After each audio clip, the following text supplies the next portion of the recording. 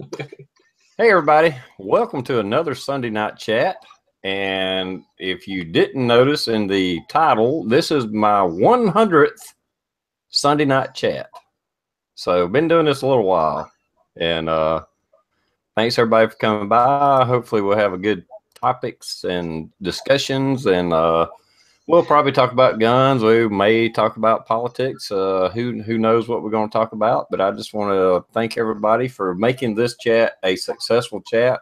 There wouldn't be 100 episodes of it if it wasn't successful. If I didn't have the following I do, all the people coming in and commenting and carrying on and having a good time. And I just want to say thank you. I do appreciate it.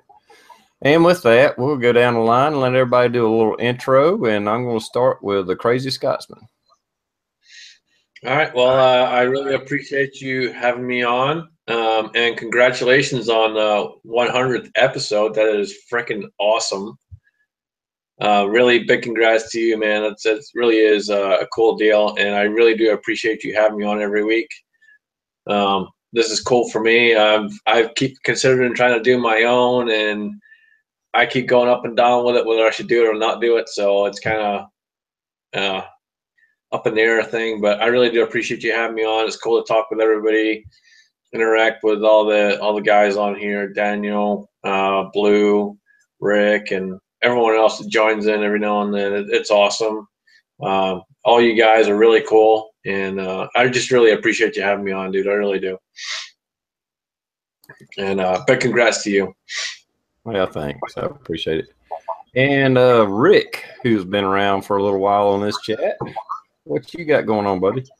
Hey, congrats on the 100, like this Scotsman said. But yeah, it's been pretty cool. I was kind of wondering just a second ago how many of the 100 I've hit. But appreciate it as always, and thank you guys for supporting TR and the external. So let's have some fun tonight. Other than that, I got videos. I've been a little slow. I've been working on a lot of reloading. I've been making some bitchin' ammo, and I'm hoping it works good at the 3-gun. So we shall see. I guess Pops will be telling me if it's working with his shit because he'll be watching. So other than that, check out the videos. Well, Pops, you popped in right at the right moment. The way I'm looking at the panel, you're next, actually. Hey, what's going on? Intro, yeah. Hey, I'm here. Taking tomorrow off. I usually don't get on Sunday night chats, but kids are out of school. Hurricanes going up the left coast of Florida, so we're gonna 12:30 tomorrow. We're supposed to get a pretty decent flood here, so I might do a video for y'all about 12:30 about tomorrow.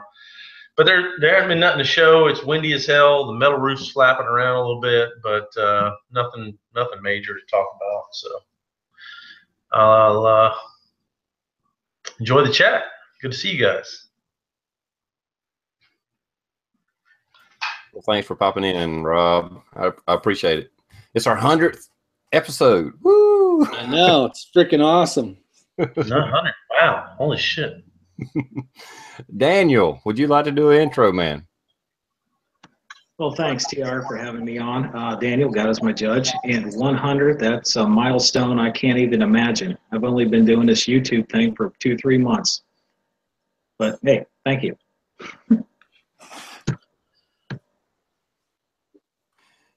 Yes. Yeah. Just think about that. 100 weeks. That's how long I've been doing this chat. And I was on YouTube way before that. So, anyway, Blue, my buddy, my boy, what's up? 100 episodes. I'll tell you, I'm not sure who gets to wear the crown right next to you with being on these from the start. I don't know if Rick beat me to it or if I was on the original ones or not. I can't remember how that worked. It's been so goddamn long ago. I'll have to go back and look at your first Sunday night chats and see how it all evolved. But thanks for all the invites. Because of this chat, I've met everybody here on this panel, plus a lot of the great people out in the external. this is awesome. It's a great milestone. And you know, it's 100 for you, but I know myself, and I think Rick has picked up the slack every now and again when you went out chasing tails. So technically, the Sunday Night Chat's been what, maybe 105. I think out of all those, you may have missed 5. So that's awesome. That's a lot of dedicated time, and you know, I want to thank you for connecting all of us every Sunday. Yeah, you're right. I have missed a few weeks, so, but you know, give me a break here and there, you know. Now, is this just the Sunday one? You're not counting the Tuesday and the Sunday, right? No, Tuesday is actually, I've been doing it longer than the Sunday night. Yeah, I was gonna say. Yeah, so it's been over 2 years for both of them actually, but the Tuesday I've done longer than the Sunday night. I inherited the Sunday Night Chat from Matt from Resisted Tyranny. He was doing it when we were heavy political chats, and I was on David from American Warning, Luke Banter. He was doing it for a little while, and then Matt from Resisted Tyranny was doing it, and all of them eventually just said, you know, this is enough. This is too much of my time, blah, blah, blah. And I was like, well, we already got an audience. Let me take it over. And at the beginning, I stayed true to the political. I mean, we were serious. But eventually, after several years of being serious with politics, I kind of backed off of it. And we still hit subjects. We still hit some news. And we will talk about what's going on. But for the most part, I just want to have fun with it. And that's why I've kind of changed gears and let us just, you know, we just talk about whatever the fuck we want to talk about, you know. It's more fun. I think we have a better interaction with the audience. And yeah, okay, you may not learn anything here, but we all have a good time. Oh, you'll learn something, all right, if you stick around long enough. That's right. You'll learn Glocks suck, CZ's rule, get the 550 or the 650. That's it. Dylan blew all the way, blue baby. See, Pray blue for right Mac. behind me, See blew Mac. all the way, baby. Pray for You know what I the think Scab Ugly Channel's daughter. you might be all you know, it might be a fun chat, which is really cool. But anyone out there that watches these videos that knows each and every one of us or follows our channels, if they bring up a serious topic or they really want to know something or they're eager to learn something, they know you can come on this chat, ask the question, and we'll probably talk about it, which is pretty cool. Yeah, we'll definitely. We will try to answer that question however we can. Or even politics. I mean, if you bring up something politics oriented, I mean, I'm not real good at that, but you will get some feedback, which I think is great. I think that's what's really great about live chats is that you can come on, you can enjoy it, you can just hang out, you can participate, or you can ask a question and you can really get everyone's opinion like right away, which is pretty neat. Yeah, and I'll tell you, for me, it's pretty cool. Like some of the bigger channels, they charge for questions, which to me is just bullshit. And so I think it's pretty cool when you have people like TR that invite a whole bunch of guys, get them on a panel, and all these guys out here in the side chat, you know, that support us, they ask questions and we answer those questions the best we can. So it's pretty cool for me. Yeah, they at least say like who's out there. Like there's nothing worse than trying to just, you know, say, how you guys doing today? And they won't say shit. You know, screw you guys. Yep, you got to appreciate your viewers, man. Got to. That's right. That's why Roger's going to go down the rundown here a little bit. I've been trying to keep up. I try to say hello to everybody, and what the fuck SoCal's out there. I actually sent you a link through Google. If that don't work and you want in, let me know, and I'll send it a different way. I think Rick just called your ass out. No, he usually makes me do it sometimes. You know, I think you should do it this time. Hey, Daniel, why don't you, man? Why don't you run down the list? Start from the top, though, so you don't miss anybody. Yeah, and before you do it, click. You know how to find the participants in a chat? Do you know how to do that? Okay. Actually, I was just there, but I had to unmute the mic. Okay, because that is the secretary's job. I mean, the boss shouldn't be doing shit like that. Oh, That's right. Get to work, Daniel. That's it. Get on it, man. I gotta go to this screen. Okay, get rid of restore chat. Oh, Jesus. Oh, hey, I said I knew how to do it. I didn't say it All was right. Well, fast. while you're doing that, Daniel, I'm going to grab another beer since you're taking so long. Exactly. I'm going to go get a smoke. Abdullah Butcher, hello. Alan Oh, B. damn Pro. rookies. I love it. Big Johnson, Guns and Gear. Blue, 823, Chris Dyer. Frank I. HMR Weapons Machinist. Hunts for Food, 67. I'm going to have to check that one out. Insight Freedom. Car Carrier, Keith Gregory. Lake Show 100. Bayer. Fugly Cool.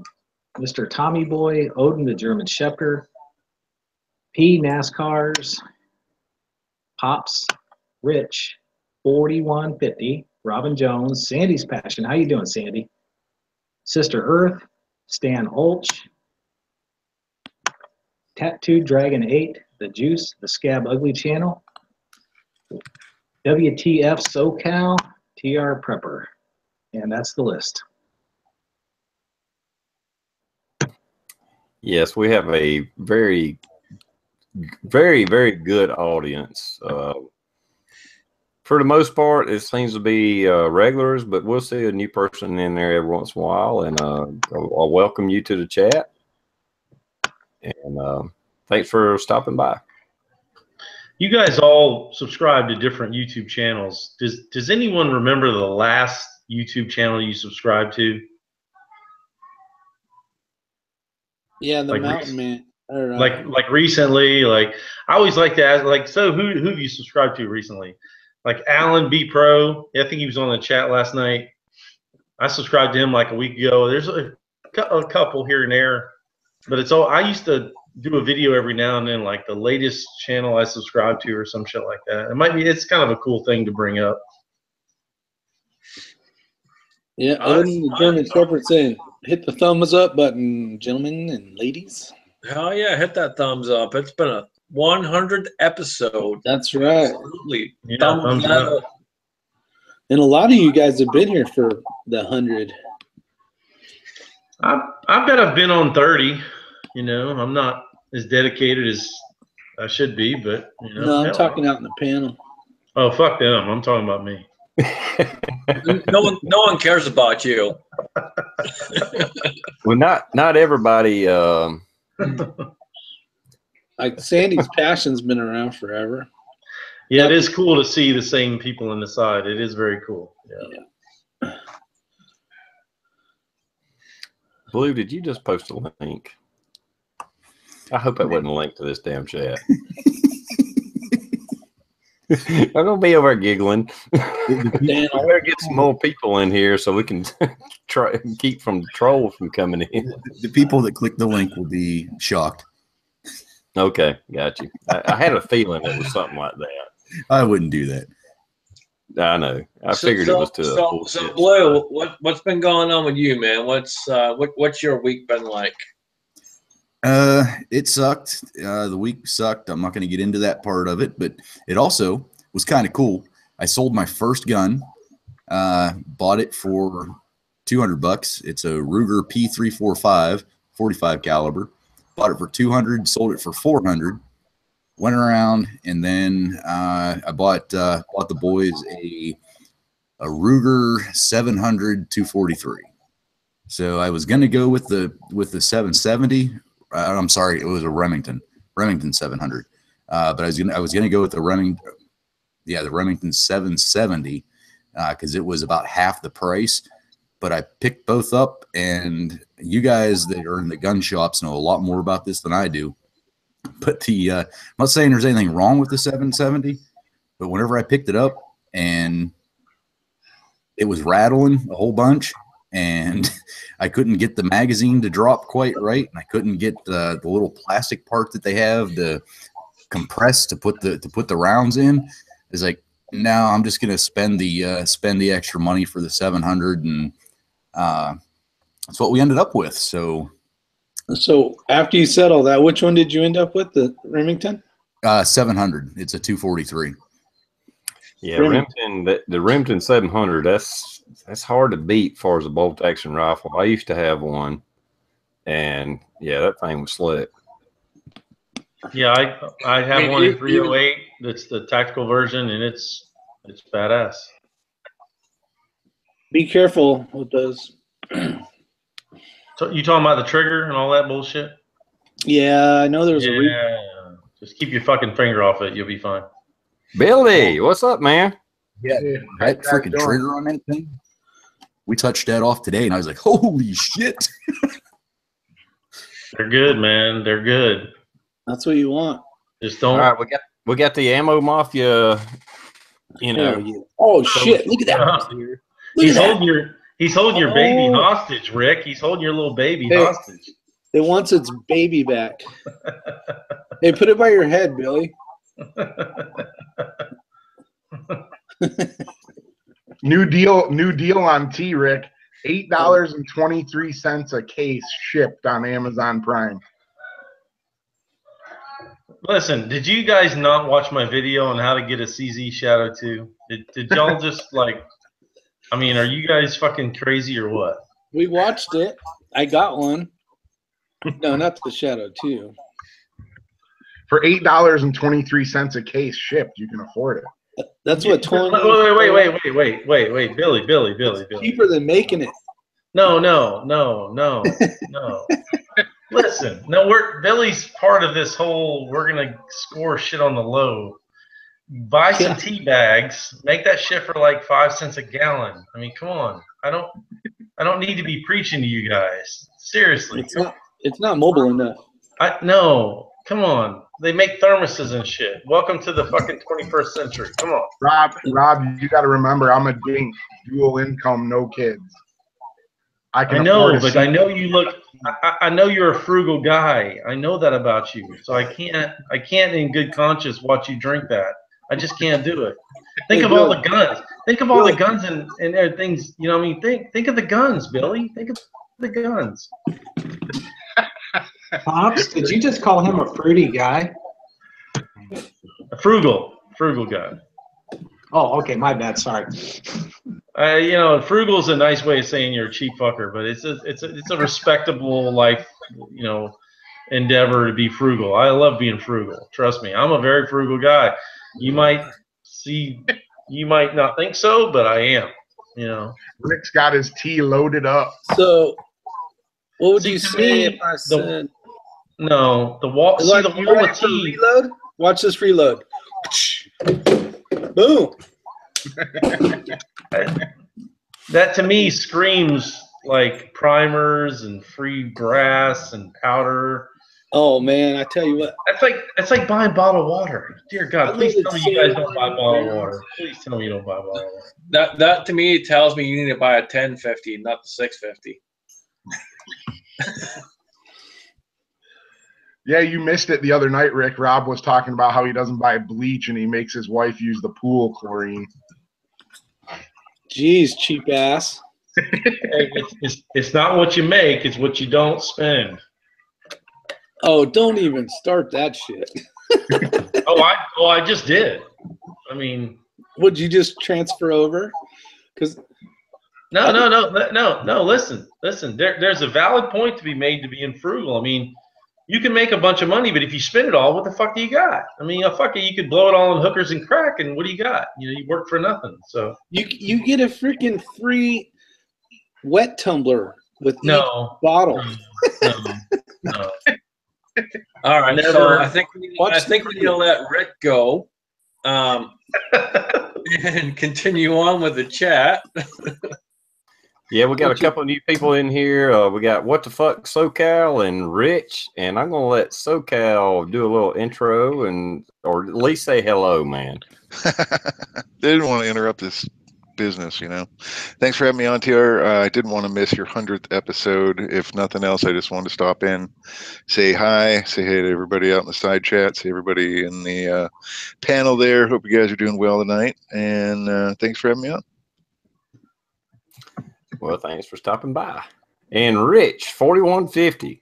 Who don't know fucking Rich? Thanks for inviting me, TR. It's always a pleasure. Hope everybody's doing all right on this fine Sunday, and hope all our friends down in Florida are doing okay. If not, they'll be here soon enough. Yeah, I had to say the hurricane. I mean, not wishing any bad weather on anybody, but it's taken a very westerly turn, and for at least us in South Carolina and North Carolina, it worked out for us. Not so much for the people in Florida and Georgia, maybe. But yeah, thoughts are out there for them. They were at one time tracking it, going right beside me, like the eye of it, right beside me, in between Greenville and Spartanburg, and it keeps going west. So we got lucky, TR. Actually, yeah, Rob started off getting lucky, and then since it went that way, all three of us got lucky. Yeah, and Rob got probably the luckiest because it was going to hit him hard, is what they were thinking. Dude, I have staged shit. I worked for 2 days for this storm for nothing. I mean, I'm not getting paid at all. I mean, when you dodge death, that's one thing, but when you work for 2 days moving shit around and the storm just says, "Oh, fuck you, I'm going to go fuck with these people," you're like, "Oh, you son of a bitch."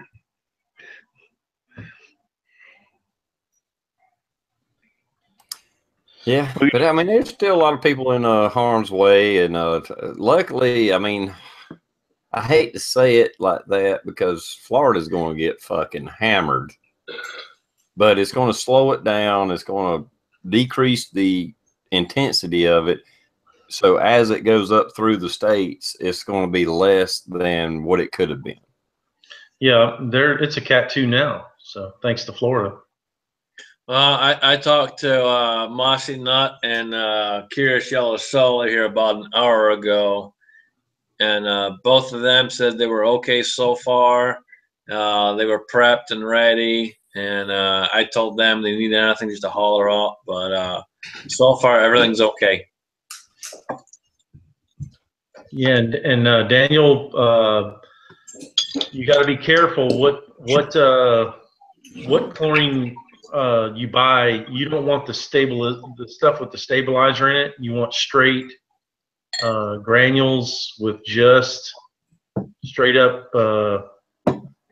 pool shock. You don't want to stable. There's two types. Yep. But yeah, 1/2 teaspoon in a gallon of water is pennies. So and that's a whole gallon of bleach. Yep, that's why. I mean, I tell y'all might think it's funny, but we make our own damn bleach. I mean, some people are like, "Oh, you can make bleach for a survival situation." I'm like, no, just do it on a regular basis. You'll save hundreds of dollars, if you do a lot of laundry. Yeah, you just want to make sure you keep those bags dry, especially if you keep them in Tupperware. My wife opened one up and sniffed it, and it was wet. I was driving 120 mile an hour up the highway getting her to the ER. Yeah, you'll damage yourself big time. I keep it in the original bag, which are I buy the 1 pound bags. I have a 5-gallon bucket for the pool, don't get me wrong, but I buy the 1 pound bags, and if you just cut a barely little corner off of it, and then you can roll it back up and put a rubber band on it, put it in a Ziploc bag, it's never going to get wet. Well, all right, so we've been talking now for a good 20 minutes or so. I know a few people out there were all about guns, so gun check time. Let's go with the AK. I always have the same gun. This is the gun I have in front of me anytime I'm at home. Wow. The old Beretta M9A3. I'll go with the CZP-10C tonight. It's just it's my newest, sexiest little carry pistol. So so sexy. You've been carrying the P10C, Rob? Yep, in this little right here. See, it's already starting to conform. That leather holster. Right in that Glock holster. $27 holster, baby. That goes back to the frugal part of me, but it's the same holster as the 42. I mean, I don't know. They're soft against your body. I will tell you this much, and I'm not gonna. Y'all know I won't bullshit you. But carrying the CZP-10C will rub it'll rub you raw. It's that aggressive. It'll destroy the fucking part of your body. So when I'm around the house or in the car, I'll take my shirt and tuck it in the inside of the pistol grip, because I love aggressiveness, but this is way too aggressive against your body. Way too aggressive. So I got the CZ. I carried it today. The CZ that I took whatever 3 or 4 months to put back together. This is it. It's functional. I have shot it. Even Tool Monkey has shot it. Turned out nice. It Yeah, did. it's great. I'm carrying the Yugo NPAP in honor of Hurricane Irma tonight. So, Did Tool Monkey get to shoot his CZ yet, or have you given it back yet? Yeah, I gave it back to him. He shot it. Well, let's see. I started out this morning carrying the SIG 238, laser equipped. And then I got my regular old CZ here. And my wife, for some strange reason, left her gun here on the kitchen table. She's not sleeping with it tonight. She knew it was Sunday and you're going to wake her up looking for the damn thing.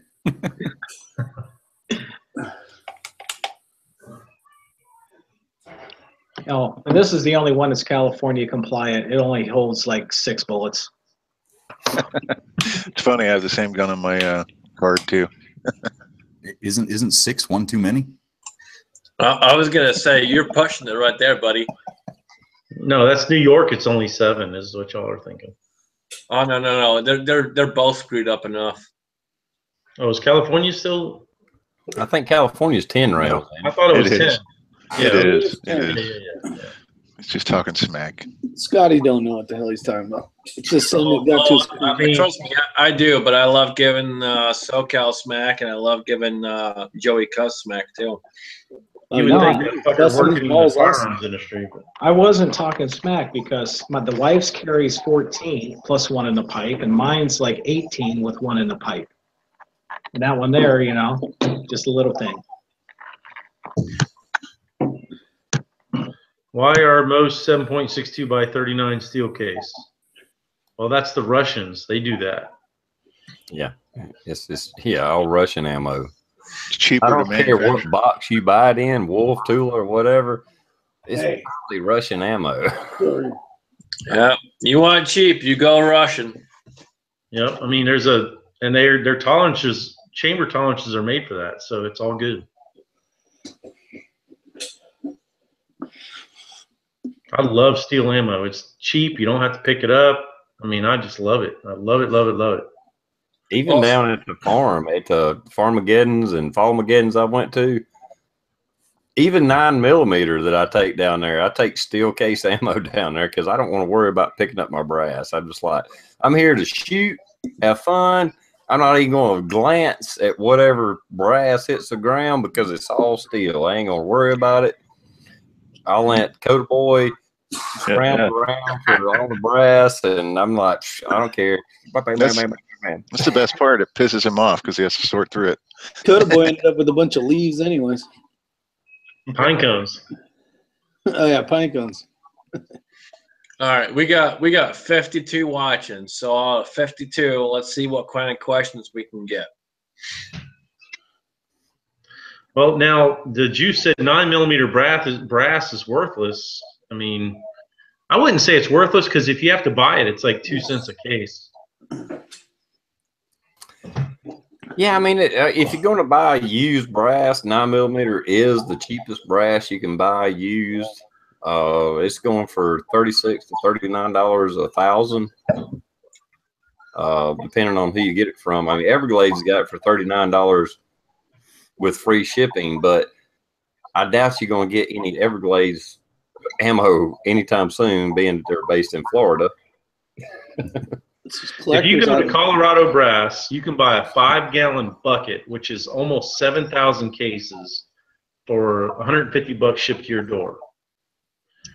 But it's still worth something. I don't know if it's worth picking up 6,000 cases. I mean, to you, you have to decide if it's worth your time, really.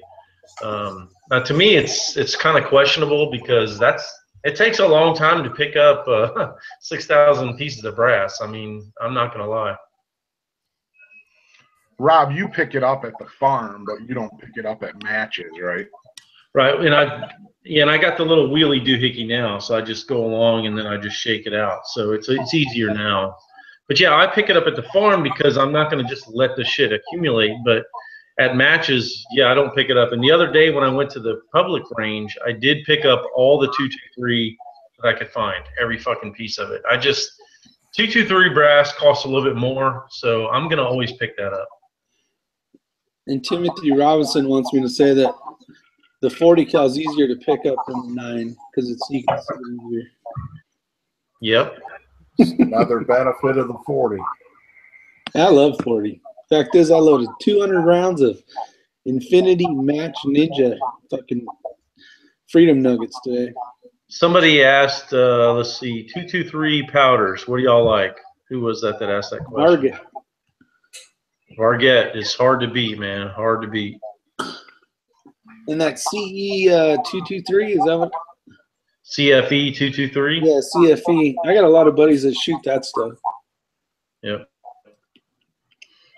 I'll tell whoever asked that question out there, go search for a rifle powder or even a smokeless powder burn rate chart and find the best powder that you like, and then look around at the different burn rates and find several options. The thing about powders, you'll get a burn rate of one powder and you'll get another burn rate of another powder that's close.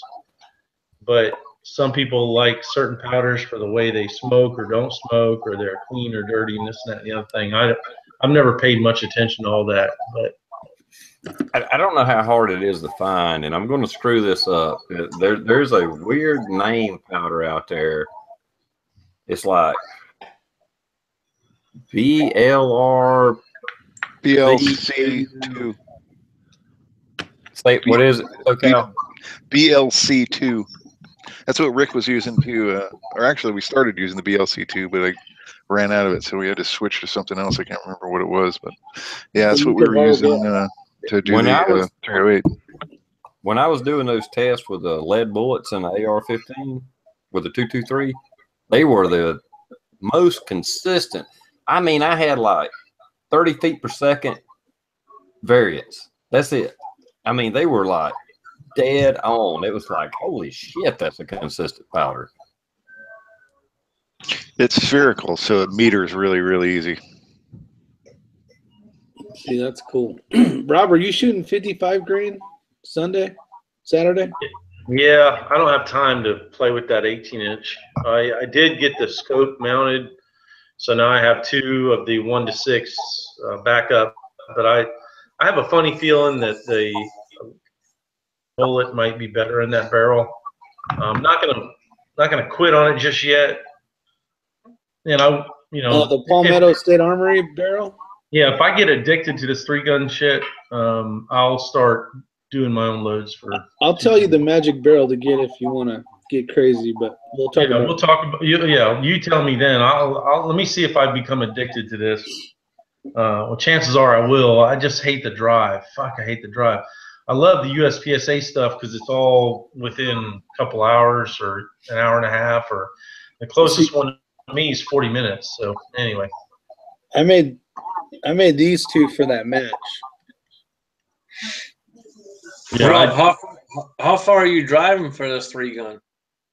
I mean, it's 2.5 hours, but I got to be there at 7 a.m. So do the math. That just sucks, Yeah, that's pretty shady right there. And I don't sleep good in hotels, so it wouldn't be worth me getting a hotel room. You can drive 1 hour more, and then you can have a bed.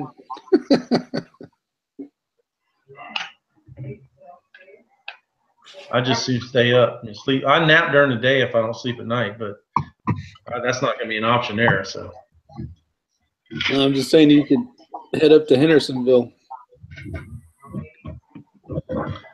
Like I said, I wouldn't sleep there either. I only sleep in my own bed. I'm kind of a pussy like that. I love my bed, man.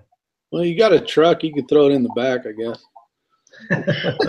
Your wife might be a little pissed, but So hey, let's talk video editing software for a minute. What does everybody use that's free and easy? iMovie. I use the Windows Movie Maker, not the live Movie Maker, because I tried that and I couldn't figure it out. But the version before that is just called Windows Movie Maker, and it was free on this laptop and every other computer I got. It's several years old, and it's real easy. You dump all your programs in, you trim each one, you can split them and retrim them. You can fade in the volume of the clips. You can you can add fades between videos, and then you just hit publish, and it produces the video. It's very simple and easy to use. I use a Video Pad. You can download a free version of it, and it's a little bit limited if you get the free version, but it works pretty good. You can you know, change the volume. You can do the little fade ins, fade out between clips, and choose different things. That seems to be the one that I go to the most, even though I bought like a Sony a Sony Vegas. I'm not sure if it's which one it is. I'd have to look it up. But I have a problem with it. It don't want to recognize like my intro. Like if I want to do the intro with a bullet going through the TR Prepper thing, it don't want to do that. I guess it's in the wrong format or something. So I keep going back to the Video Pad. That's just what I seem to use. And I can try to upload a video straight from my SD card to YouTube, and it'll come up and be wanting to take 2 hours to upload it. I can go to Video Pad, put it on it, and maybe it takes 45 minutes to upload or 30 minutes. Yeah, certain formats upload way faster than others. Now my phone, that's the quickest way. If I want to just do it, like if I'm just driving down the road when I do those videos, those upload in like 10 minutes. Bam, it's done. 5 minutes, whatever. But if I do it with an SD card and try to put in different clips and cut it up or whatever, it takes longer. But Video Pad, for me, seems to work pretty good. Yeah, I've always used the YouTube editor, and it's going away. So I use a program called AVS. I think it's out of Britain, but you can pay like $55 and get a lifetime subscription to it, and it works pretty good for me, doing pretty much everything I want to do. As far as like having the spots in between, and you can add layers and things like that, which it's pretty good about that. looks like a lot of people out in the external are saying Video Pad, so I'll give that one a shot. Yeah, I would try that out. The only thing that I see some people doing with videos that I can't do is the video inside of a video, like the little video going on. Like sometimes you'll be shooting and you want to see the target. Movie Maker doesn't do that.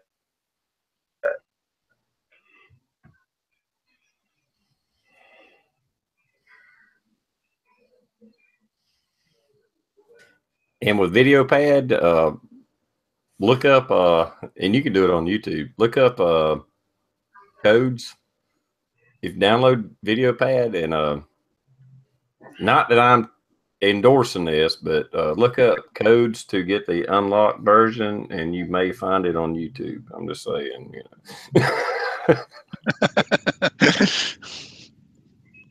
I mean, you're not the only one who's done that. Oh, I'm not endorsing that. I'm not saying that's what I've done. I've heard. That's what I hear. I hear that on the streets. You know.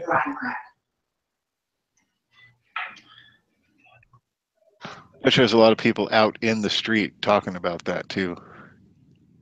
Yeah, it's funny how many people talk about video editing software. Yeah. Pretty much everywhere you go. Yeah, I noticed that myself. What's up, Big Johnson?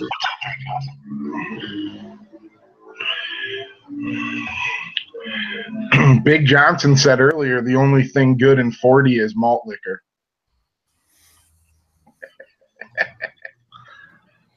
I did a video. Me and my buddy was in the cabinet shop on the cabinet shop channel. We did this thing where we were trying to do how fast can you drink a 40 cal? I mean, a 40 cal, 40 ounce. 40 ounce. And that fucker pounded one like in in like 2 or 3 minutes. He pounded a 40 and like a 3-pack of double deuces, and I was still trying. It took me 6 minutes, I think, was a 40 ounce. So if anybody wants any great video ideas, there you go. How fast can you drink a 40? There was a channel, they used to do like a challenge where they drank a 40, I forget how many minutes it was during a video. Trying to think of the guy's name that used to do it. He was that's where I got it from. I accepted the challenge, and me and my buddy did it together. It was pretty good. Yeah. I challenge anybody to make a video on who can drink a pint of 40 cal the fastest. Well, hell, why don't you do it live, Rob? Let's rock it out, dude. I don't have one. I mean, I don't have one near me. So next chat, I'll have one. They have a game out there too, a drinking game you can play called Edward 40 Hands, where they duct tape 2 40s, one to each of your hands, and you can't take a piss or do anything till you drink them both. That's kind of cool. I'll do that. That might be a good idea for SoCal for an upcoming event. Oh, there you go. No, but that's not a bad idea at all. You got a lot of guys here in their 30s, 40s, 50s, or getting close to 50. Yeah, don't challenge us with drinking games because we're already badass at it. We already know it. The funny thing is that at probably around 50, you're gonna piss yourself before you finish 2 40s. I no, I take it. I'm 49, so and I'm drinking heavily. I'm just Scottish. We always drink heavily, so we're all fucked. I wear diapers, so you wouldn't know it. So it's all good. I would say we could do a lung test, but it really wouldn't be worth it because it's blacker than hell. Well, it's like coffee. That's how I keep disease away because alcohol kills germs. So I make sure and have a lot of alcohol in my body. And Rick's about to shoot himself. What the fuck you doing, Rick? Yeah, don't shoot yourself. Rick, put the gun down. It's not the time for this. It's unloaded, buddy. I'm trying to make TR's 100 chat like the shit. The last one you ever do. With, blood and guts and all that good shit. Hey, dude, he already shot himself once. We don't need someone else shooting themselves too, especially not live on air. Hey, if you're gonna do it, that's the way to do it. So, Rick, are you gonna make a beer bong out of that Glock? Well, no. No. That might be a cool video, like chug a couple beers using a Glock barrel as a straw or something. That might be kind of fun. This thing is like butter.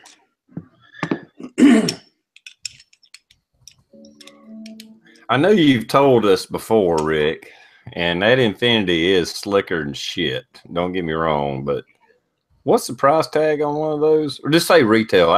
You don't have to tell us what you paid for it, but what's the average price for those?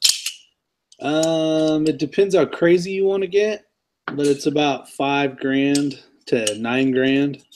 Holy shit! Rick bought it. Look at this. Are you going to shoot the Infinity on the 3-gun? Hell yeah, I am.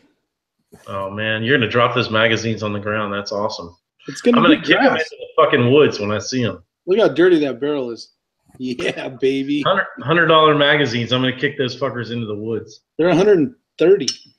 Perfect. Did they come with a chick that loads them? Jesus Christ. See that right there? That's the serial number. I'm sure 16? you guys that kind of price tag, you should get laid several times.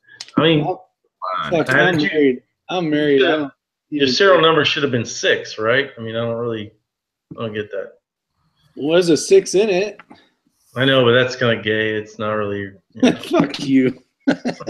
Rick, you bought that used, didn't you? Yeah, I did.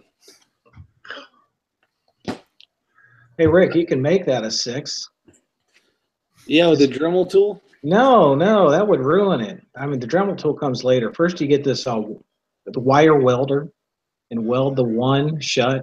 And then you can grind it off and then buff it up with the Dremel. No, I like this one right here. He's gonna put a fucking "Is Your 6 covered" sticker over the one. It's problem solved. It's fucking done. It's all good. Hey, you know what, Rob? You're gonna see why I have stickers all over my shit. You're gonna see 500 of these things. Where'd my sticker go? I'm spray painting my shit pink before I show up. You're seriously gonna walk to the rack and go, I'm not gonna care. I'm just gonna pick up the baddest shotgun there. I don't give a shit.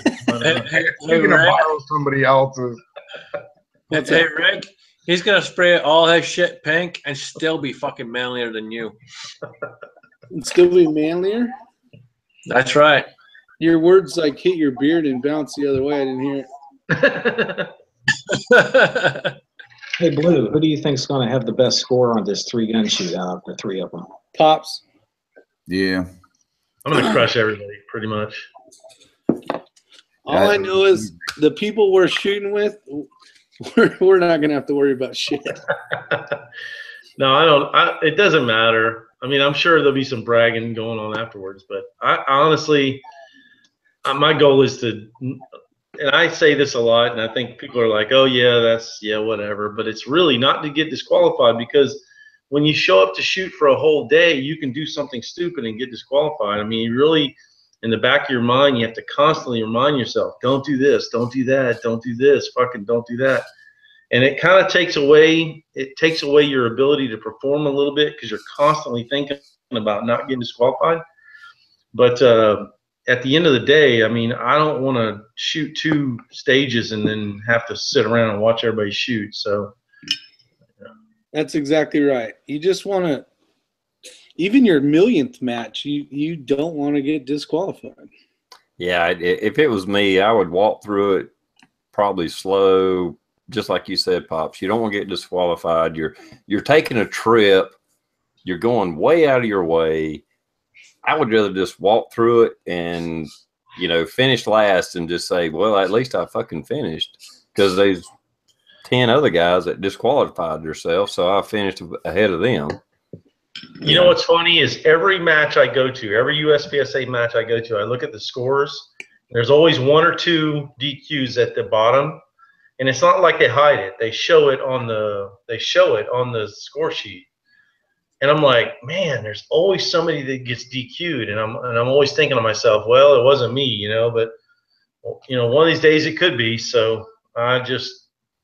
It just sucks to, well, you paid your money, you got your guns ready, you got all your ammo, you fucking woke up early, you drove there, you spent the whole day. I mean, that's not what you want to do. Well, I know at the farm, the little shoots we've done at the farm, I never tried to beat anybody else. I just tried to do the best I could. And if everybody else beat me, I didn't give a shit. I mean, I just went out there and I had fun, and did what I could. When I missed, I just laughed it off. It's like, well, hell, I suck today. Well, we all suck compared to Nick, I'll tell you that much. Yeah, well, we had him to show us the way. But fuck, that guy can shoot. You know what, though? You're going to see a guy that will blow Nick out of the water, I think.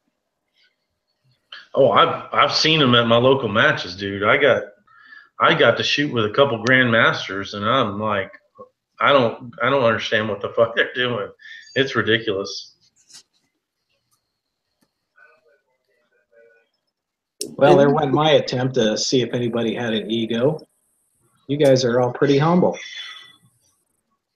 Oh no, we know we're doing great. Balls out, no matter what. I'm throwing it out there. You can't win if you just be careful and whatnot. There's guys that have been doing this for years. I learned that the key is to do it for a long time. There are guys that's been doing it for 5, 6, 7, 8 years. You watch those guys, they can go fast because it's built into them. The safety aspect is already built in. So you have to concentrate on safety the first few times you do it. Once you've been doing it for 6, 8, 9 months, few years, you can haul ass because your natural instincts take care of the safety aspect. Well, there's some channels. I think Glock 17. He's a real humble channel, but I guarantee you he would whoop my ass on any match. As humble as he is. And another one, I think you probably know him, Pops and Rob. I don't know. MPG. Mark, yeah. Now that dude, he's a badass. No, don't think for a minute he can't run, because he's good. He can shoot well. Very good. Fuck, he won a Dillon. He won his fucking reloading press off a match. I mean, he told me in his last comment in my video, he built his AR-15s off of winnings from prize tables. I guess you go up and pick your prize, grab shit, but that's pretty awesome. And there have been Shadow 2s given out for prizes and stuff. I mean, I don't think I'll ever be at the position to get a prize, but that's pretty cool. Guys that are good can actually get some cool shit off a match. Hey Rob, if you go to like regionals and stuff like that, you don't have to be top, 50, or you know what I mean? You'll win. Usually you can win more than what the investment is to shoot. There's that many tables. Yeah, I don't care. 2 years from now, I'll start doing sections and regionals and stuff like that. But man, I got a long way to go. A long way. I'm old. I'm fucking just getting into it. I do want to go to some events that are like all day long, weekend nationals, like 3-day events. I do want to do that, but not for the reason that most people do. Portland, Oregon next month. Long range 3-gun match. I know you like the long range shit. Yeah, you get to run with your 50. Well, I noticed in the videos that you guys have been putting out, or at least Rob, talking about the different scopes and stuff you might use. What kind of distance are you going to have to shoot? This one's 500. Really? Wow. 500 yards. That's why I started loading some 68 and 75 grain stuff. That's why I started doing research. That's why I bought that Gen 2. I'm like, I want to be able to hit that target. I don't give a shit. I'll shoot at it 4 times and move on. Don't get me wrong, but I want to hit that target. Is that just one 500 target out of the whole thing, or? It just depends on how many times it depends on the stage. Well, see, they had a long range contest the week before, and they left up a lot of the targets, the closer ones. So that's what's cool, is we'll get to shoot some up to 500 yards. I've never shot 500 yards with a 223 in my life, ever. Well, Saturday, you won't be able to say that. You at least shot at 500 yards. I know, right? That's the thing. I'm like, well, whatever. I want to be prepared. I want to have the data to do it, but I'm not saying I can actually do it. So I've never heard of a 3-gun match with a shot that long. I was trying to shoot 500 yards back 2 or 3 weeks ago. I didn't even come close, but I didn't have a scope either. I was shooting with a red dot. So, but that's what's crazy is the guy I'm going. Well, we're all going together, but he's shooting a red dot. The 500 yards. If you got a 223 zeroed at 100 yards. A 500-yard shot is 49 inches of drop with a 55 grain bullet and 3,300-ish muzzle velocity. 4 fucking feet of drop. And I'm not even talking about wind and shit. So, I mean, you figure it out. I mean, it's not an easy shot. So what are you zeroing that scope at, Rob? 100. Yeah. So what it has lines in it for other Yeah, yardage. I've got it. It's a Milrad scope. So I'm three mils of elevation for that 500-yard shot. I've done the research. I've done the ballistics. I know my hold, and I just hope it works. I mean, that's all there is to it. Now, how many chances do you hit it? I mean, is it one shot, or do you get to take like 5 to hit it? You can shoot until they tell you to fucking quit. Your time's up. I mean, but you don't want to do that, really. You don't want to go to war with the target, meaning you don't want to keep sitting there shooting at it, because as long as you engage the target, you'll get a miss. But if you just say, I'm not shooting at this target, you'll get failure to neutralize and a miss. Kind of like me at the farm trying to shoot that Texas Star. Nobody was shittier at shooting that star than me. I think I unloaded my. I think I had to reload my Glock shooting at that fucking star. I'll let you have that.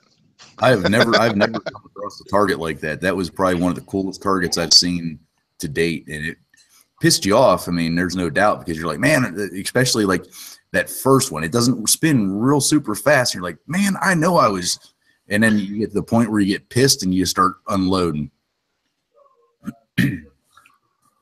Yeah, and I've got a plate rack there, and I just ordered 2 more poppers. So I'm gonna have 4 poppers. The next time we get together out there, it's gonna be an ass of steel to drop. It's gonna be pretty cool. Well, that 500-yard target and the 3-gun going to be a steel target? Yeah, it's on a weight. So what you have to do is you push it. Basically, like when you hit it, it rocks, and then it flashes orange, so the RO can tell you hit. Yeah, you shoot, and 1 second later, they're like, hit. It's like, fuck. Yeah, exactly. I've watched them shoot that target. I watched a video shooting that target, and the dude he shoots it, and I mean the time on target is like it's like 5/8 of a second, and that's a lot when you think about it. Well, the reason I haven't shot at 500 yards, and Rick, now that you live in the hills of North Carolina, you can't see 500 yards. Yeah, true. Yeah. Yeah.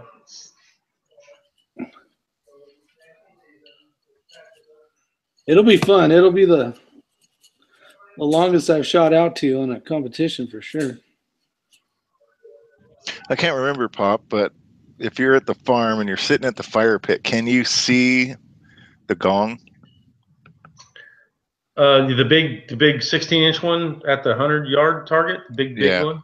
Yeah. Well, you can if it's facing the right way, but yeah, there's like a little path right by the building. Yeah. Yeah, without taking the corner off the building. So how long would that be? That's probably about almost 200, isn't it? Maybe 250. Oh, no, it wouldn't, because all you're doing is moving to an angle. So I'm not even going to say it's 150. It's got to be less than that. It seems like I'm gonna start cutting trees down. And I'm gonna back up to where I can get. I got to back up to where I can get 300 yards, which is not going to be a problem. I just got to do some work, because once I clear enough trees, then I can go all the way through that secondary field, and then I know I'm good. So.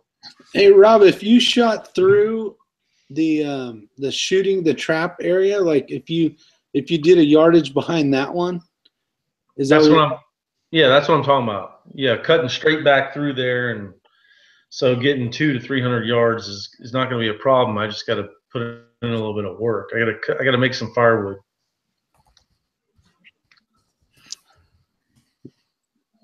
I'll help you, but I don't. You could leave the trees, make it a little more challenging, you know. Oh yeah, I only have to cut down a few trees to get a tight lane. I mean, but you start backing up, and you're like, yeah, well, I got to take this one out, and I got to take that one out. So yeah, it is what it is. We're getting our 300-yard range put in at our property in northern Michigan first week in October. We hired a guy today at a show we went to.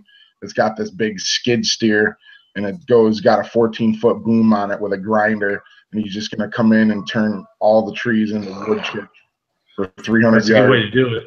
Yeah, Hey, that's Billy, a good way to do it. Is that Michigan or Geddon or what? Michigan. Yeah. I love that. Michigan. Once we get that range all set up, I will extend an invite for some guys to come out for sure. I'll come up there. Michigan. I love that. That's awesome. Yeah, well, you have family up there, so you got to come anyway. I do. I have a lot of family up there, cousins, everything, and we've been threatening to come up there for a long time. That'd be a great reason to do it.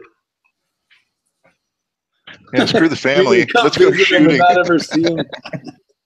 Well, I know, but let's spend a day with family and then go shoot or whatever. But Yeah, well, I've got a trailer up there, a 16 by 80 that'll sleep probably 8, and I've got unlimited room to park campers and tents. So road trip. yeah, I'll the drive. best part about it, the best part about the whole thing is our next door neighbors that have the 30 acres. It's a nudist colony. No. Yeah, it is. How do you pull that off in up. wintertime? Sign me up. Yeah, summertime only. But I think that what's cool about that is I don't have to drive through no tyrannical states to get there. They're all free states, which is cool. Yep. Yeah, it's a nudist. Bring the guys. So. Guys. That nudist colony that butts up to the property, it's full of guys, isn't it? No, there's some chicks over there, but you know what they say about nudists. Most of them shouldn't be. That's a true fact. It's a membership only nudist campground. Sounds special. Yeah.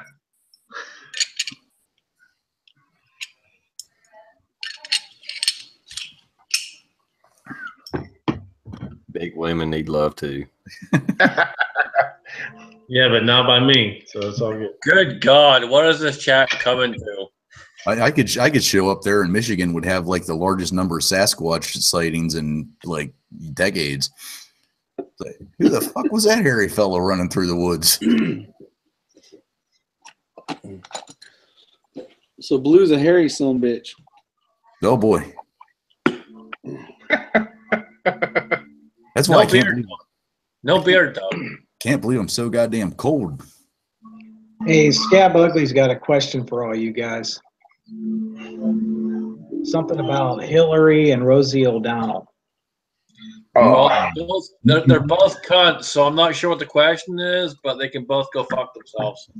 I think the question was if you had to take one of them home for the night, which one would it be? You have to choose It one. would be shoot myself in the face. Yeah, it would be take my gun and just go boom. What are you talking about? I'd take Hillary home. You know why? Because then I freaking put her on the hit list. Wrong hit list, Rick. yeah. The problem is if you don't perform, she's gonna put you on the hit list. True.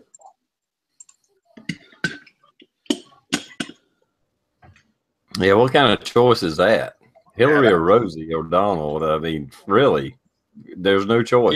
Yeah, Scab, really, dude? What the hell, man? Yeah, you're failing, Scab. I had respect for you, but I think I just lost every ounce of it.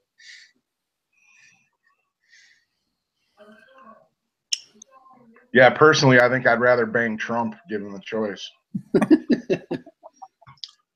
There's a Trump train if I've ever seen one. Huge. Cowbell.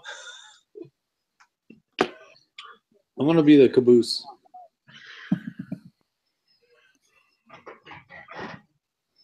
I hope somebody takes that out of this video. This chat has went to shit, and we still got almost an hour to go.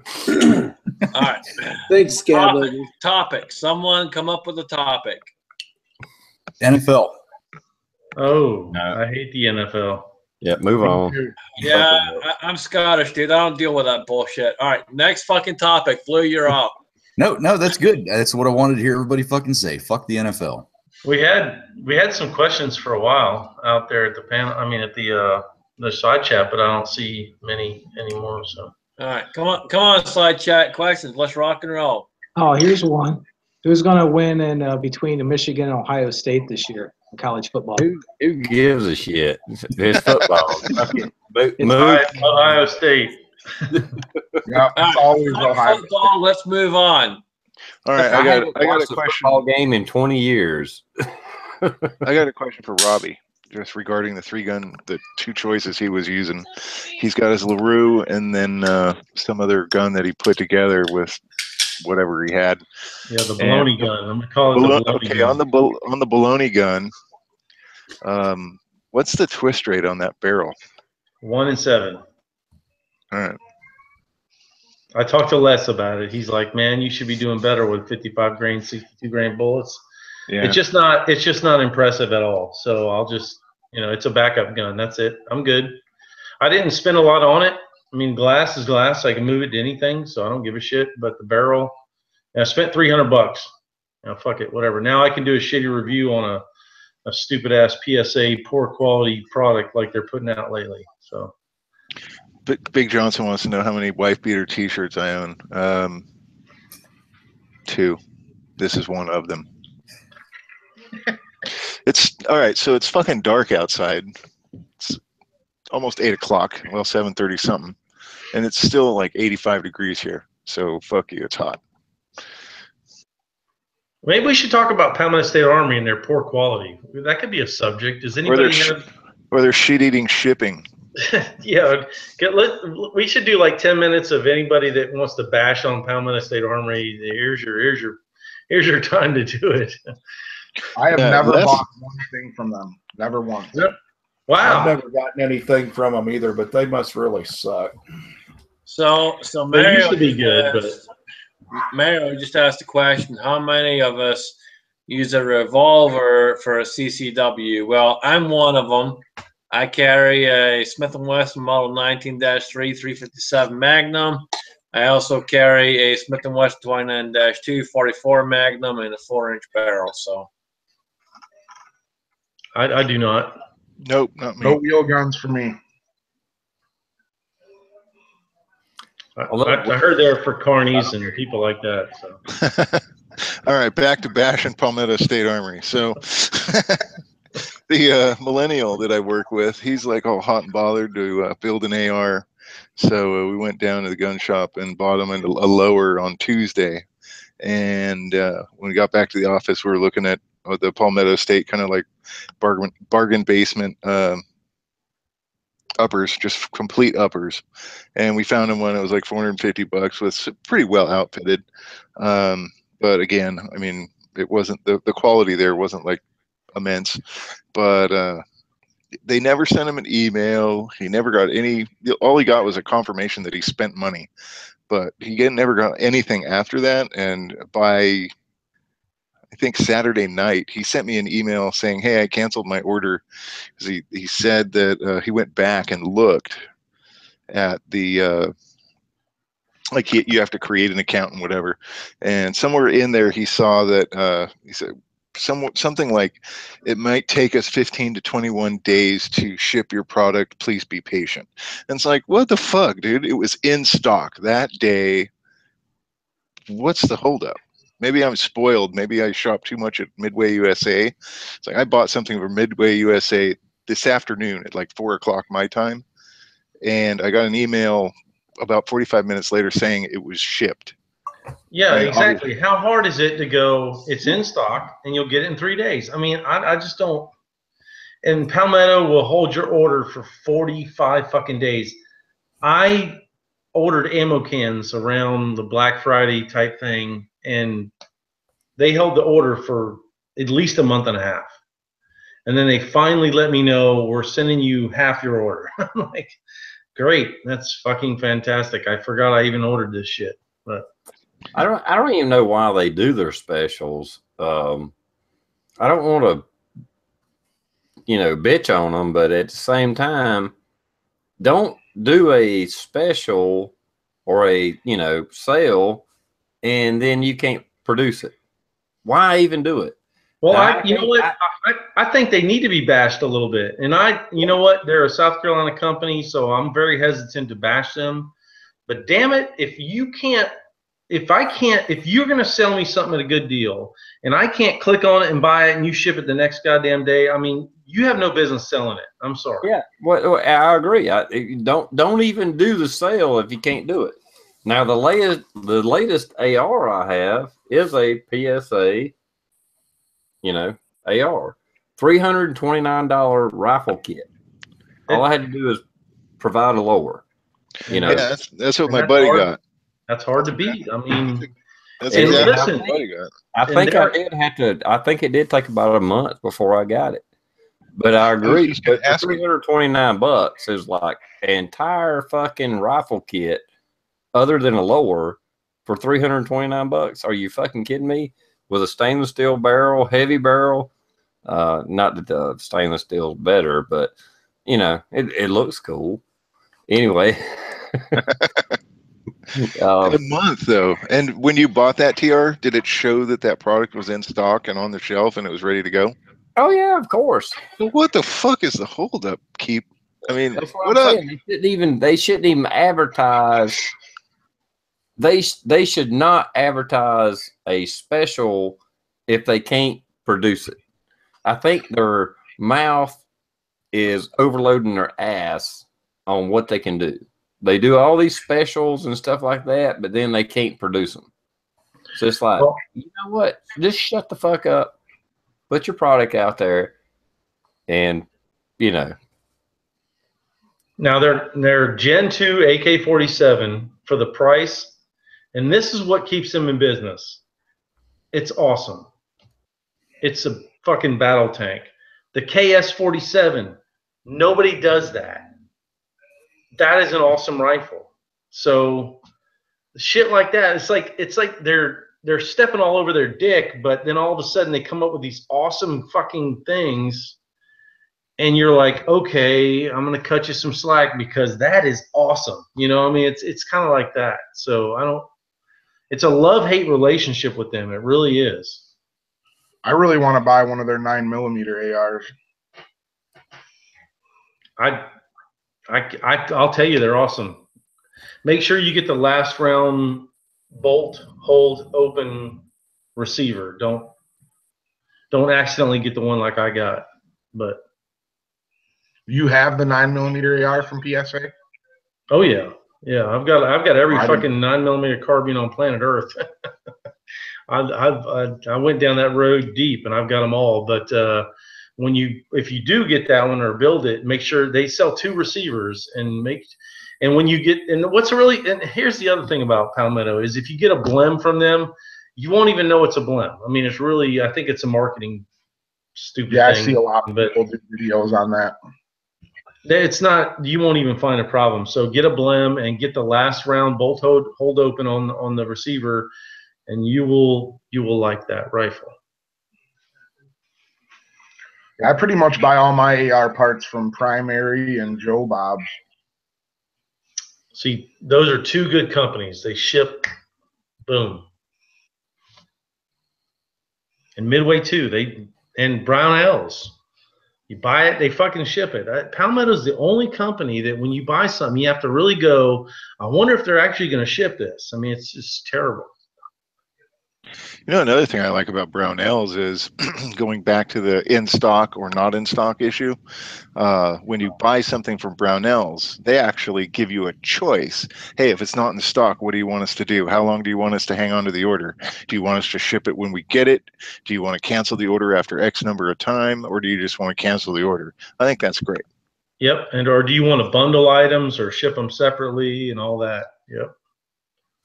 There's just some companies that do certain things better. And I tell you, if Palmetto was better at shipping stuff like Nitro shipping like Midway, they would be tits. They really would be. All right. Change of gears. A panel about the worst gun channels on YouTube, and I'm going to go ahead and nominate myself for that. So I thought you were going to pick me, man. Shit. I don't even have a gun channel. I don't even shoot. Yeah, Alan asked, what are the worst gun channels that we think of? And to be honest with you, I don't watch big channels. The big, your Iraq 888, whatever his channel is, and whatever else big gun channels there are. I don't watch them. I'll tell you, for me, Hickok 45 and Hickok 45 and Son, and the reason being is for a couple different reasons. So first off, both of them have admitted that they are straight up freaking liberal. Secondly, both of them, they're paid left, right, and center by every company, so they endorse whatever they're freaking given. And so none of their reviews are true reviews. It's all paid for, and so nothing is like it should be. Like if Pops does one, or Blue does a review, or TR does a review, where it's all straight and legit. With them, it's no, hey, go buy this because we say it's fucking awesome. What was the question? Do you watch any big channels? Was that basically the question? Worst YouTube gun channels are. Oh, I don't. Yeah, if they, I don't know. No comment, because I don't watch any assholes. I only watch you cool motherfuckers. Well, that's right. I'm the same way. I've probably been subscribed to some, but as soon as I find out they suck, I unsubscribe from them, so I wouldn't know. I think the worst one for me is that Rich 451. He's talking smack about Glocks all the time. Yeah, but I do honest reviews. You did see my review on the Gen 5 Glock. I mean, totally honest. Yeah, that's best review on the internet right now, actually. Now, honestly, my comment in there about me being ignorant is keyholing is when the bullet's tumbling. Or are you just that good and you're putting those second shots right beside your first bullet hole? It's a little bit of both. Yeah. I'll tell you right now, he's crimping his rounds too much. So they're having to struggle to get out of the fucking case, and they're just rolling out of there. Yeah, that was a bad batch. It was like my first batch of those Acme bullets, and I found that, at least for how I do my reloads with the Acme bullets, if I load them quite close to max on the grains, they keyhole like that. And I haven't loaded since then. I'd loaded those back a few months ago. I don't know that they were actually keyholing. It looked like they were, but if you were pushing them hard, it's probably just because there was a round nose bullet, and they just don't. If you don't have a sturdy background to the target, it'll just rip a hole through the target. You know what I'm saying? I mean, it's not just keyholing. It's actually that it hits the paper and it rips the paper, and it makes it look like a keyhole. Rich, all your loads look like they're hot as hell too, by the way. Hey, Blue, wipe your tears away. The loads I've been loading the last couple months, they're a lot lighter. I haven't noticed that out of them. So that's, in my mind, I was just thinking, well, it was something to do with the hot load. But I mean, you may be right, TR. I really don't know. I hadn't done enough of them to. I've still got about 50 of those left. I might try to do some stuff with them and see what it's about. But as far as me, I don't watch big channels. The big channels I don't care about. I only watch, and I wish I could watch more of your videos. I really do. And I'm talking to the audience and the panel. I don't get to watch everybody's videos. Once you hit a point to where you're subscribed to 1,000 fucking channels, you can't watch them all. You have to pick and choose. And if it's something that I'm not, if somebody's like hell, I can't think of his name now. Fortune Cookie 45, Fortune Cookie, whatever his channel is, Fortune Cookie 45 Long Colt, I think is his channel. I really like his videos, but he'll do a video on 45 Long Colt. I mean, 45. He did one here recently. Shit, whatever it is, not Long Colt, but anyway.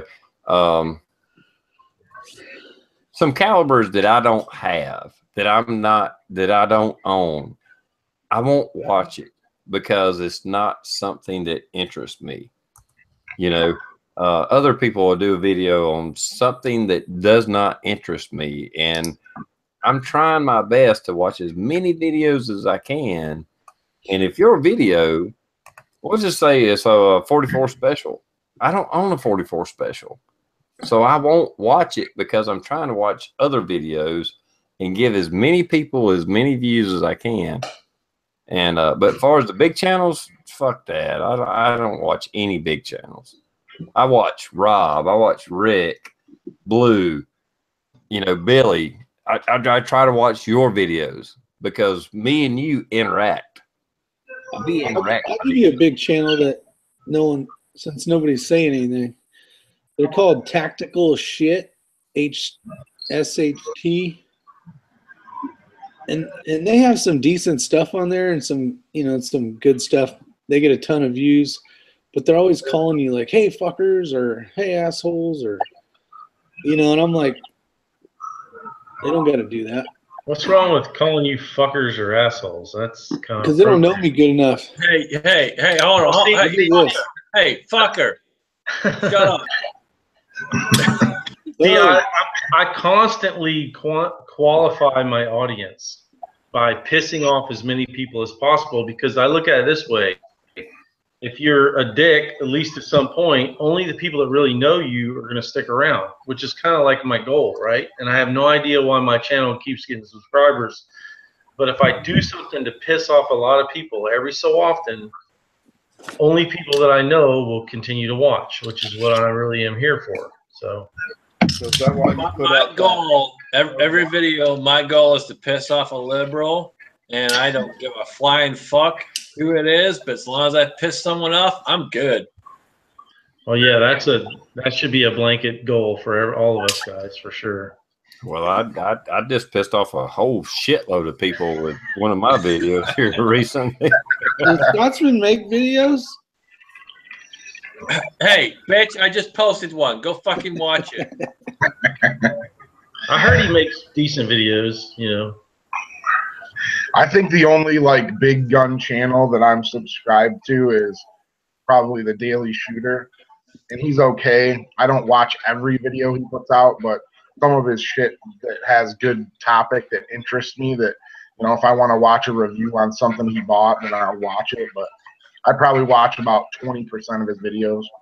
He's a cool dude. I know him. I think him and the firearm guy, Dan, yeah, I think are the biggest channels that are still straight up totally honest.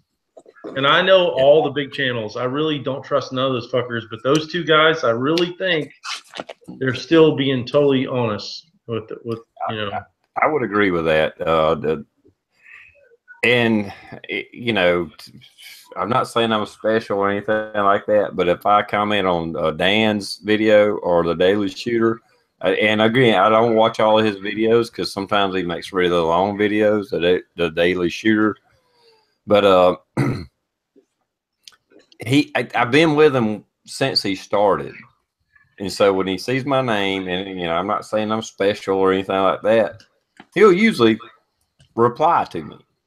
You know, even as big as he's got, he does try to reply to people he's been around, you know, from the start. And I respect that. And I understand he can't reply to everybody. I get that. But I do appreciate it when somebody replies back. I mean, I try my best to reply to every comment made on my videos. Some of them, they get out of control and I can't, you know, but. And that's one thing I do. I try to respond to every single person, and whether it be a comment or a message, I try to respond to everybody. Yeah, I like watching like 704 Tactical too. He's kind of cool because he does all the reviews on all the cheap shit.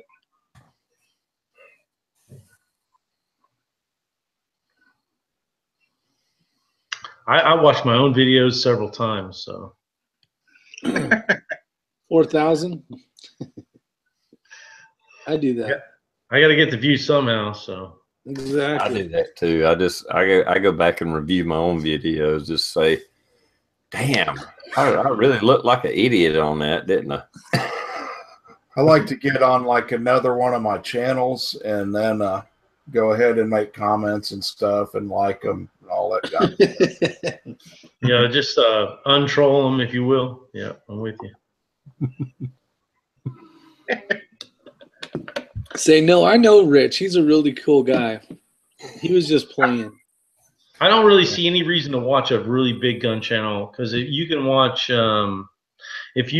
what I try to do is, like, if I type in something in Google and YouTube search and I'm looking for a review on, say, like that Mobius 2 camera I was looking for, or anything, I'll find the review that's, say, got like a couple thousand, but if it's got like 200,000 views, I'm like, that's too big for me. I want to go to where a dude's like actually putting up content for a reason, like he actually gives a shit about it, and I'll watch those videos. Oh, I agree 100%. I would rather watch a gun review from a guy with 200 subs than a guy with 200,000 subs. Absolutely. The guy with 200 subs, he actually bought the fucking gun. That's right. No agenda. Got it, and he's like giving you his honest opinion of it. The guy with 200,000 views might have got loaned that gun. He might have gave that gun, and I can't trust his fucking opinion. The guy with 200 subs, he's like, he spent his hard-earned money on that gun, and he's going to tell you what he really thinks about it. Yeah, and that's kind of where I started, man. It was just, here's what I got, here's what I say. This is, my honest opinion, and that's pretty much where I started, man. And that's the only way to do it. And I'll never give a bullshit review. I will not do it. Yeah, the people like the Crazy Scotsman who are in positions to where they can get a used gun in and maybe test it before they put it on the shelf, if that's what their store allows, I'll trust that video. But like what TR just said, I will not watch a huge channel and give and expect an honest review, especially whenever they're like, hey, look, these guys out here at blah blah blah gunsmith sent me this gun and they wanted me to do a review on it, and oh, look how flat it shoots and everything's smooth and look how lightweight it is. No. If they send it to you and you get to keep it, no. Yeah, you buy that bitch, you get an honest review. Yep. And that's it, man. It's I don't make a ton of money, and everything I do, including the giveaway that I'm doing for C-Max, dude, all of that shit's out of my own pocket. I don't make a ton of money. I really fucking don't. And everything I do is out of my own damn pocket. And for me, it's fun. I do it for fun, and I do it for all you guys. Like, I love the interaction with you guys. I really do. It's, I have a whole nother family, a YouTube family, and that's you guys. I'll give you a prime example. Now, I've had some companies send me some shit, magazines, and trust me, I shot them. You seen it. They worked. Here's one. A Chinese company sent me this flashlight for me to do a review on it. And it's a awesome fucking flashlight. It really is. I love it. I've been carrying it for months. This thing is in my pocket every fucking day. But even as a Chinese flashlight, it's $50 fucking. Is it a Phoenix? No, it's hell. I don't know what name brand is offhand here. I can't see it. Get the reading glasses. Yeah, let me get my reading glasses out. Where the hell are they at? Anyway, the only reason I hadn't done a video on it and promoted it is because, to be honest, I can't push a $50 flashlight.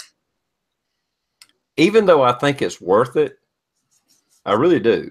I mean, a lot of people buy $100, $150 flashlights. At $50, I can't really push it. This company gave me this flashlight to push it, but at $50, I was like, TR, I'm gonna interject on you there for 1 second. Just because you're I love this light. I love it, but you know, it's $50. Would you now, after owning that light, would you have paid $50 for that light? Yeah, I would. Then do the review. I mean, that's exactly. That's how I feel too. That's like these. See this thing? Anybody own a pair of these? They're supposed to be like 34 decibels or some shit, right? 39 decibels. These things fucking suck. So I won't do a review on them. No, do the review and say they suck, so I don't buy them. I'm like, you got a good point, Blue, because I've been carrying this thing, I don't know, maybe 4 months, 5 months, I don't know. And this is a awesome fucking flashlight. Yeah. It really is. And I want to tell you and Rick both of you, do the review. Tell us how bad the earplugs suck so that I don't get conned into buying a pair. And TR, if I'm looking for a different light, even though it's $50 and it's a Chinese knockoff, if it's worth it and you personally like it, bam. Yeah, TR. I mean, I have a light that looks similar to that one. It's made by a company called Phoenix, F-E-N-I-X, and I think it's Chinese too. And they're like $75 on Amazon, and it's a 1200 or 1000 lumen light. Takes an 18650, and it's the shit. I would buy 5 more of them. I mean, I'm just one of those people though. When it comes to flashlights, I don't really have a budget. I mean, it's like if it works great and it's as bright as they say it is, I'll pay the money. I mean, the biggest thing is just being honest with your viewers, dude. That's it. Be honest with the viewers and don't bullshit them. If someone gave it to you, let them know, hey, they gave it to me, but this is an honest review. This is what I really think. Otherwise, hey, if it's bullshit, it's bullshit. Tell them it's bullshit. Yeah, and I'm sitting here saying, like, you know, somebody, I just typed it in the external. If somebody sends you something, you can't give it an honest review. However, an hour before we did this chat, I literally did a review on a holster that a company sent me over YouTube. It's cleanerholsters.com. They sent me a holster, and I was pleasantly surprised with the quality of it. But if it would have sucked, I don't give a shit if you sent it to me or not. If it would have sucked, I would have been, this is the worst goddamn thing ever. Is it this one, Blue? That's it. You know what? I'm pretty impressed with this. I haven't done a review on it. Yeah, I just did it. I'll upload it here after the chat's over. But I cannot believe that little holster. And whenever I first got it, and I say it on my video, as soon as I pulled that out of the package, I was like, oh my God, you got to be kidding me. This is a piece of shit. And I just looked at it. I carried it in the waistband all day. Yep. And it was appendix, which I never carry. A good majority of the time I don't carry appendix. And it wasn't bad at all. No. And it stayed exactly where you put it at any cant. And the only thing that I was worried about is like when I was in a public, you know, like where there's the big urinals, you know, like trying to figure out whatever. But I was pretty impressed with it. That is the exact holster they sent me, and I've worn it for a month. I couldn't believe it. Because you guys remember my Uncle Mike's holster? Basically, it's the same thing, but it had a clip that held it in place. That son of a bitch, Uncle Mike's can go fuck himself. I mean, that's I hate him. Eat a bowl of dicks. Yep, exactly. But that holster from Klinger Holsters. Yeah, it works great. What'd you put in it? I put a Glock 43 in it. Did you put it in yet and turn it upside down? Well, I have it right here. It's loaded. Gotta make sure there's nothing in the tube. Mine didn't fall out, but I couldn't believe it. You only have to worry about that if you have a P320. Look at that. I'm holding it. Depending on where I pinch it. Well, that company sucks because they didn't send me no free shit. Your channel's not big enough. Check Pop's Quest. Any free shit? Check your YouTube inbox because I know me, Coda, Rick, Scab Ugly channel got one too. Yeah, it's almost like they targeted us. Yeah, it's like they watched TR's chat or something. I have a sticky holster. It's like I think the same concept, and it works good too. They Klinger copied sticky. Fuck. I mean, come on. Yeah, it's same like shit. sticky. But that's okay. That's bullshit. That's okay. I got a damn review 85-round drum and a 50-round drum from KCI, so fuck y'all. I know you got the good shit. Yes. I'm still waiting on Walmart to send me some free shit. I'm waiting to get sponsored by Pure Leaf's sweet tea. Billy, you walk into Walmart and get free shit. You ain't got to wait. You know, shit. They pay you by the time you walk out of that place. They'll fucking pay you to stay the hell out. Rick, you just got to make more videos than that fucking tea, dude, and they'll give it to you for free. I'm going to email that tea company for you. You should tell them, hey, there's a channel. I swear to God, that would be so cool if you had a shooting shirt. It was like Pure Leaf tea, like all over it. I mean, fuck, that would be, honestly, dude, that would be, you would be set up. That would be legitimate advertising because you drink the shit out of that stuff. I tried doing that with Arizona. I sent them a thing and told them, you know, I'm always drinking their stuff. And they just said, Thanks. Exactly. Thanks. Eat a bowl of dicks. Thanks. Exactly. So they sent me a big bowl of dicks. So hold on, Rick. Pops is going to message them. I'll send him a message. You guys should. That would be totally I'll be like the most dedicated tea drinker. Yeah. We're all gonna do it, and we see if we're gonna see if we can't get you a sponsorship. That would be awesome. And then if they would just give you free tea, that's like all we really want. You know? That is. Tell them I need another CZ. No. I just want to be like, listen, the guy drinks shit. You're gonna get free tea for life. Hey, I would love for you guys to do that. That would be effing awesome. I want to see it happen. Hey, Rob, check the internal. I just asked Rob, check the internal, just in case you still have them. Oh. And just so you know, Rick, this is a TR Prepper chat, and you can say fuck anytime you want. Fuck. All right. Well, I just want to let you guys know that anytime I've got a nice old leather holster that needs a little bit of work, needs foot oil. There you go. Hold on. We're gonna work on that next. Daniel. We're gonna work on that next. I want to pretend I'm Daniel for a minute. And we're back to Rick. Is your six covered? Hold on, I'm gonna be Daniel for a second. I would love, just in case y'all want to know, I would love to be sponsored by CZ. Just in case anybody wants to know. I'll send him an email, Rob. Hey, Rob, I might be able to make that happen, dude. I don't want. You know what? I don't even want anything free. I want to be recognized by the company as an ambassador of their product. That's really what I want. And like a free sheet T-shirt or two, I'd be like totally stoked. Really would. I was about to say, you own like every CZ made. No, but I'm working on it. Hey, man, if I can get you every one of them at cost, that good enough? I'm willing to pay. They're so good. But I'd love to just be able to fly that flag and be like, yeah, they know I fly the flag, and I'm their man. I'm not the best shooter in the world, but I'm going out there and representing them every fucking weekend. I would love that. That would be awesome for me. All right, man.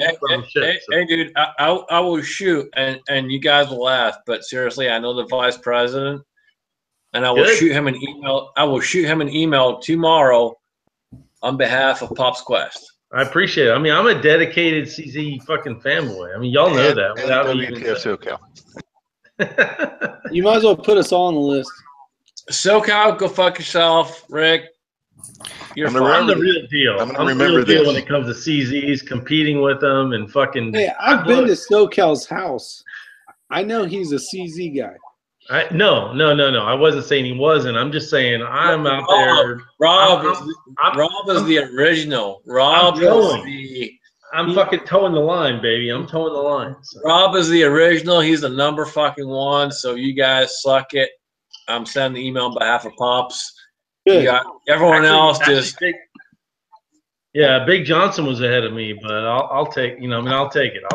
I'm not gonna. Hey, here's the link. Here's the link, everybody, to Pure Leaf. Send them an email. Tell them the biggest fan they've ever seen.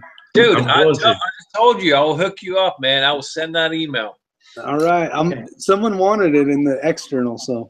Hey, 3 years ago, at the very first Farmageddon, I know it was a clone, but I was the only one at Farmageddon with a CZ. You know what? You weren't, but there was one other guy there. You remember the dude that left because we pulled out a beer or two, and his father got all pissed off that he was a pharmacist and all that. Do you remember that guy? Yeah, I think I do. Yeah. He was a CZ fan. He kept telling me, he's like, you need to hold the CZs, you need to shoot them, blah blah, this, that, and the other thing. And he was very timid, so he didn't really come up there and shoot a whole lot. But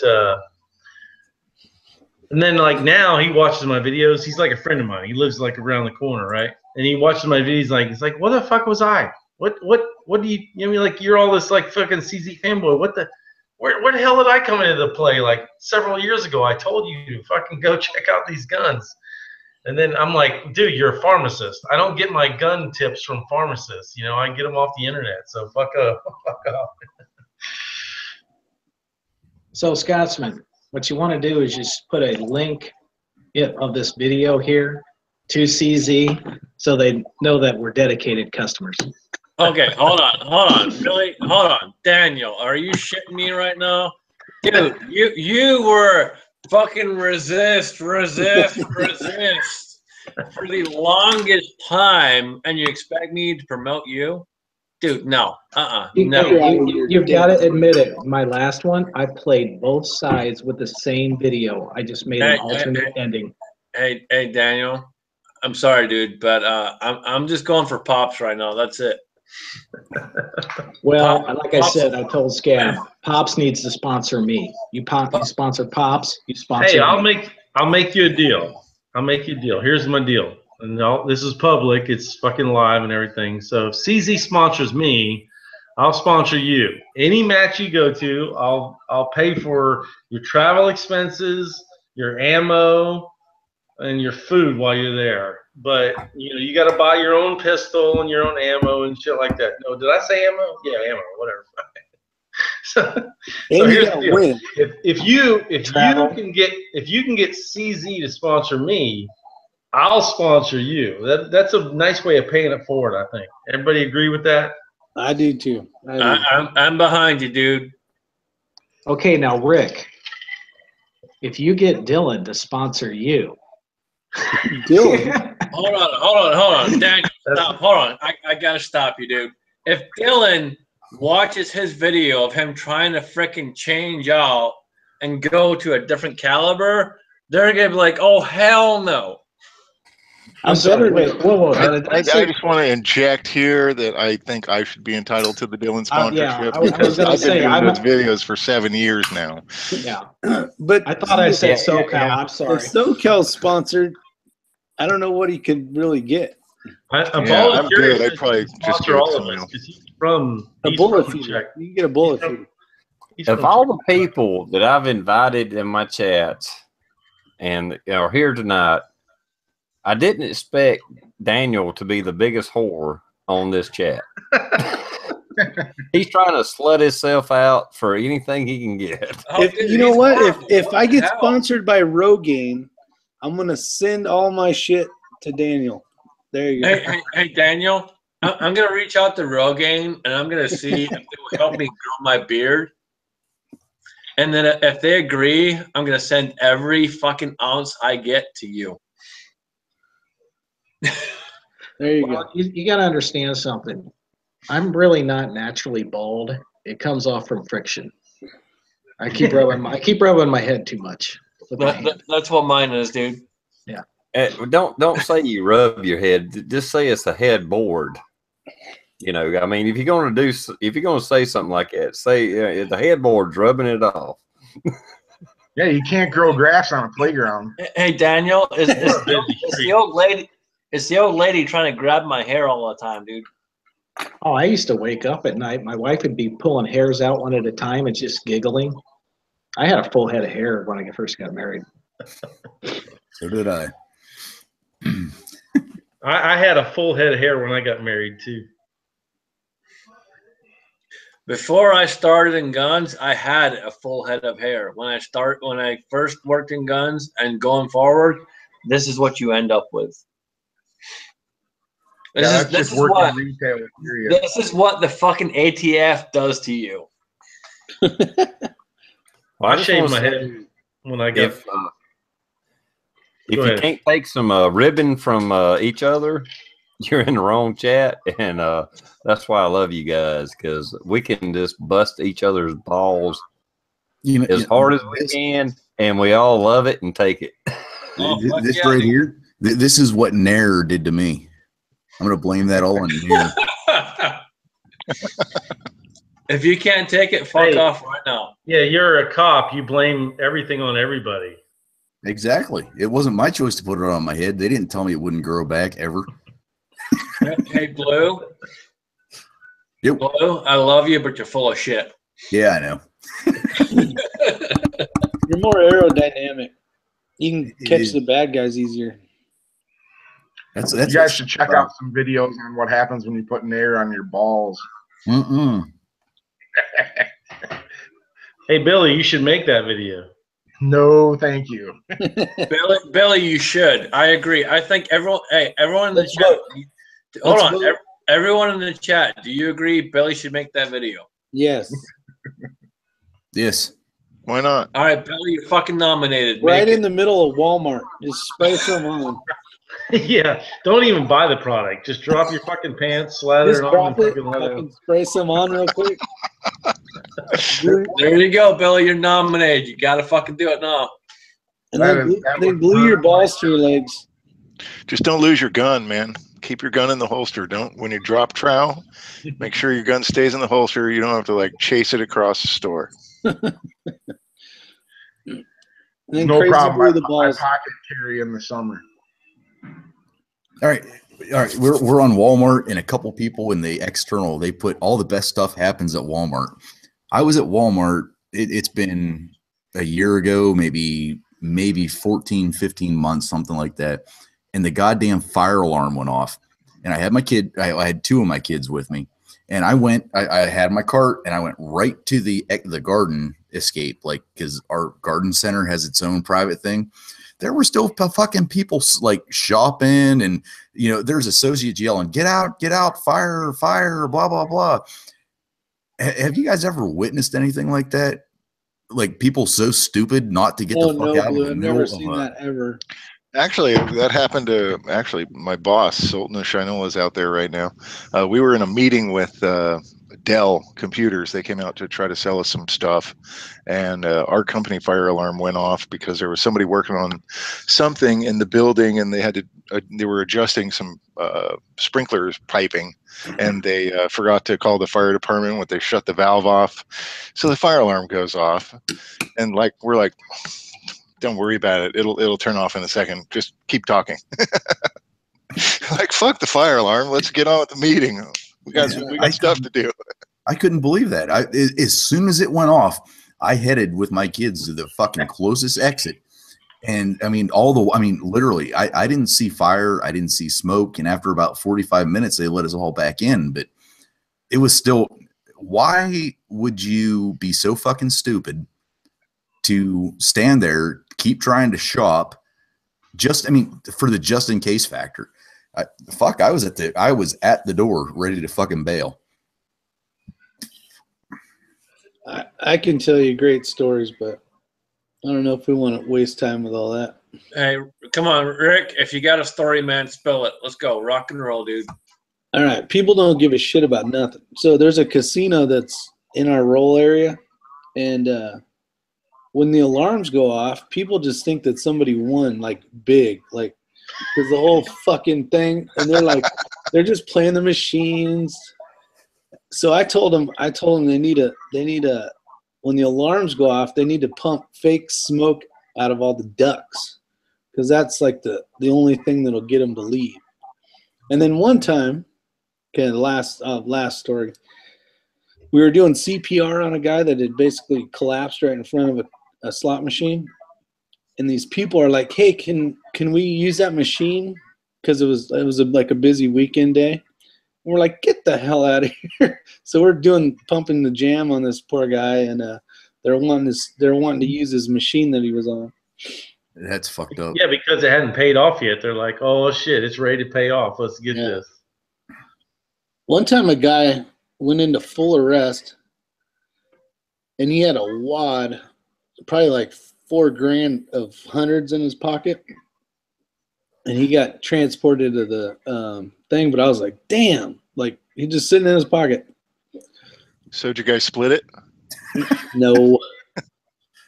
We're How not the did you police know- department. We're not the police department.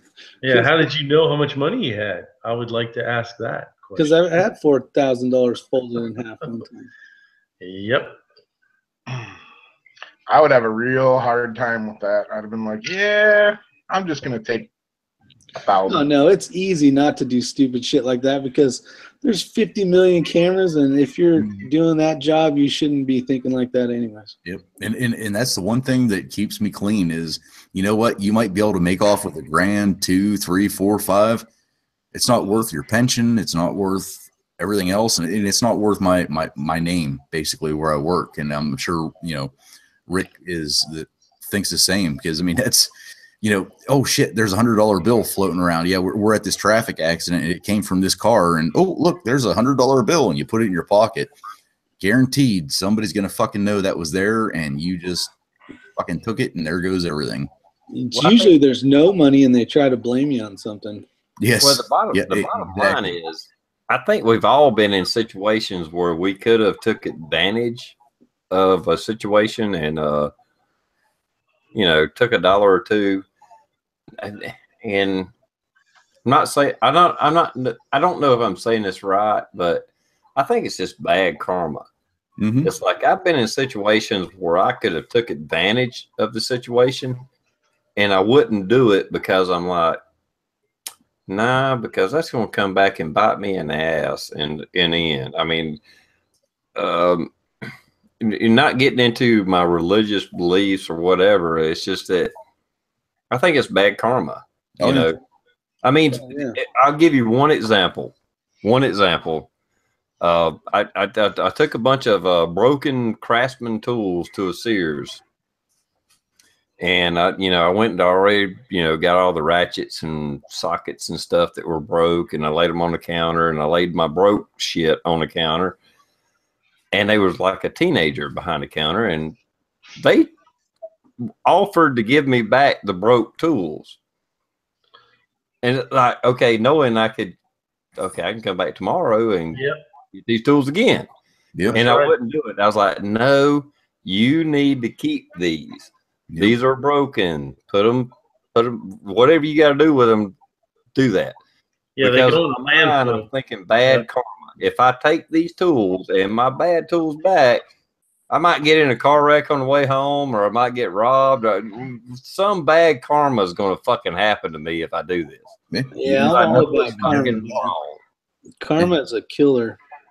You might not like outright come out and say I believe in a heaven or I believe in a hell when I die, but it will come back and fucking get you if you do shit like that. It will definitely come back and get you. And my big thing is the way I look at it is, let's say that I went to the local Sheets and I bought a scratch off ticket and I won, $3,000, let's say a lower amount, and I get in a wreck and some motherfucker steals that from my family and I'm not able to say, hey, I just won $3,000. You know what? I'm not saying I do believe in a ghost or anything like that. I will fucking find a way to come back and make your life a living hell if you take that from my family. I would totally steal that from you. Y'all, dude, y'all. You better get ready for the haunting of a lifetime. Okay, I want to change the subject just for a minute. And I'm sure you guys get these too. I think I already tore it off. Do you guys get these checks? I'm not going to put it too close to the camera because it's got my name on it. This is a live fucking check. I wrote void on it and crossed it out. But anyway, no, I ain't never seen nothing like that. You don't get these? You get these checks, and it's actually a loan. If you cash the check, it's a loan. No, I don't get nothing like that. You don't get those? Where's that coming from? Well, just different. That's the interest rate. Holy God. 48.99%. fucking Jesus interest rate. Christ. I don't receive them because I'm the guy that sends them out. Just so you know. Yeah, but the problem I have Sorry, is- Daniel, but dude, seriously, what the fuck? No, I get these all the time. That's called junk mail. Yeah, but this is a live check. If somebody robbed my fucking mailbox, they could go cash this fucking check. No, if they're you, maybe, but no. I get shit like that in the mail, but I don't think I've ever seen one that's actually a live check. No, I get live checks.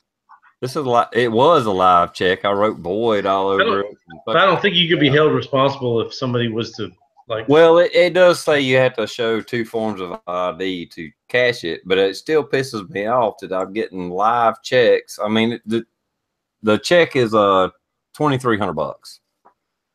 You know. Yeah, I don't know if you guys do it, but I shred every piece of mail I get. I don't throw shit away. Anything with my address or any account number on it. Doesn't matter if it's the cable company, the gas bill, you name it. I shred everything. Mine Yeah, I gets shred burned. everything too. I burn it. I'm too cheap to buy a shredder, but I burn it. Burn I it. shred it and then burn it. Yeah. I don't know. I didn't know if you guys got the same kind of shit I do, but I've never seen no checks in the mail, but yeah, I get a bunch of them. Have I you mean, ever I've seen like I've seen fake credit cards. You ever get those where it's like you feel it and it's like, goddamn, there's a credit card in there, and you open it up and it's just a credit card offer, but the credit card itself is not legit. You know. Have you ever seen a boiled steak before? Yeah, oh yeah, several times. They're awesome. You know, actually, I'm like a prince to at least 5 different countries, and all I gotta do is send them like $2,000, and I'm shit. I'm like a billionaire. Yeah, you just got to pay the taxes. Yep. Yeah, my grandma fell for that shit. Have any of you guys ever had your identity stolen? Where people have opened up lines of credit, or you get like the mysterious like Target card or Walmart card or Best Buy card in the mail with a bill? I went to fuck. Well, It's a great feeling. What it was T-Mobile. I went to T-Mobile and I went to go switch my line because they were offering to pay off your other cell phone bill and whatever you owe, blah blah blah, and they'll take care of it and all this other shit. Well, I go and I do the pre-qualification stuff, and the guy's all like, well, I don't have the phone you want. Well, I'm like, well, then I don't want it because that was the phone I came in for. So about literally not even maybe 6 weeks later, I get an email and a phone call from LifeLock. The freaking guy tried to take my damn identity. No shit.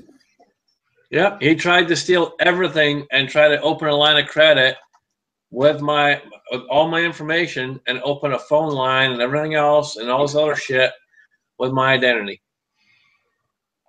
Did you go punch him in the throat when? Unfortunately, I literally had just freaking moved and I was about 6,000 miles away. Otherwise, I would have. Yeah, I'd have hunted down some shit. Now, I'll tell everybody here in the chat, one of the biggest scams that goes around that people, I mean, phone scams are, if you fall for the atypical phone scam, you're a goddamn idiot. However, there is a scam that goes around where you'll get a call in the middle of the night and it is always targeted somehow at the elderly. And it's like, your grandson has been arrested in, okay, you're from Pennsylvania and your grandson's been arrested in Florida for DUI. He was in an accident and he's going to go to jail unless we can come up with a $2,500 bail. And it sounds legit. I mean, it literally does. And these people, like the person that's getting scams, like, well, I want to talk to my grandson. All right, well, you can talk to him, but realize right now we're in the hospital. And after the blood draw is completed, he's going to go to jail. So, you know, here's your grandson. And they know other family members. They know other, you know, personal information that they shouldn't know. but the person doesn't sound right. And it's like, oh, it's because of the accident. We need you to Western Union this much money. And the guy's on the phone going, Grandma, Grandpa, I need you to send this much money, Western Union, or I'm going to go to jail tonight. And that is one of the biggest phone scams that it's going out there. So just, watch yourself. And if you don't know, if it doesn't sound like your grandkid, don't fall for it, because it sounds completely legit. I mean, completely legit the way they're talking. But I would be like, I'm a lesbian. I have no children. Good night. I get calls from the quote unquote Internal Revenue Service. Oh, me calls, too. calls, not email, not even actual the IRS postal mail. call people, And I always fuck with the guys when they call. They're like, yeah, this is the IRS, and we found a problem, and it's always the same Indian or Pakistani dude on the phone. And yeah, well, we found a discrepancy, and we're sending the sheriff's department to your house right now. And it's like, why would the sheriff's department get involved in the IRS thing? Wouldn't the ATF, isn't that their job? The IRS has their own group of individuals that chase people down. The sheriff's department probably wouldn't be involved, but go on, I'm listening. And they get all fucking stammered and stupid, and they end up hanging up on me. And the go fucker go. My favorite thing is whenever I have people coming into the station saying, hey, we just had the IRS call. And I'm like, all right, give me the number. And I'll call them and I'll start talking to them. Guaranteed within about 10 seconds, that phone number is no longer a viable phone. And that's what I mean. Report it. I mean, it's not going to go anywhere, but let the police call them, and guaranteed that number's done. Well, that's the thing that with this little scam bullshit thing that they sent me, which this is, I mean, it was a real check. They also give a number you can call to cancel any more of these, checks being sent to you. And I hadn't called it because I'm like, well, they're probably going to want my social security number and blah, blah, blah. And it's like, nah, fuck that. I'm not calling that number to cancel it. I don't like them sending me live checks. But at the same time, I'm not going to call them and give them all my fucking information either. Mm-hmm. That phone number is a scam in itself, TR. Because a lot of those you call them up, it's like $200 a minute. Yeah, that's what I'm thinking. That's why I didn't call it. I mean, I immediately just add them to the spam or blocked number on my cell phone. I don't even call anything back. Yeah, but they sent this shit to me. What am I supposed to do with Tear that? that shit up and throw it in the trash. Well, I did. I mean, like I said, I wrote void on it. It's not going to be cashed. I would fucking interest rate. Come on. Did they send you a self-addressed stamped envelope where you could send them an application back for free? No. Because I had a company, they were sending me stuff, and what I did was I taped it to the side of a cinder block and I put it in the mail. It's like 8 pounds of fucking cinder block, and they had to pay for that postage when they got there. No, this is a actual check. At the bottom, it does say this is a loan, but it was a actual check. I could take it to the bank and cash it. Yeah, that's weird. Like I said, I've had ones that send you it's got the little code on there to send you stuff back and everything. And I've raped them. I actually filled a box full of dirt one time and I taped it on top of that. It was pretty cool. That's fucking awesome. It is awesome. I've heard of people doing that. That's cool. Any self-addressed envelope, you just send them the other mail. All your fucking trash. Yep. You can tape it to the side of a car, and the post office has to find a way to get it there because that's what they do. And then they will send the bill to those assholes. It's pretty awesome. So you can cut that part off the envelope? No, I just taped the whole envelope to the side of a cinder block and then set it by the mailbox. That's fucking awesome. I'm totally going to do that. Mailbox totally takes it. I mean, the mailman takes it. He's like, what the fuck? I'm like, just take it, bro. It's all good. And they got to take it.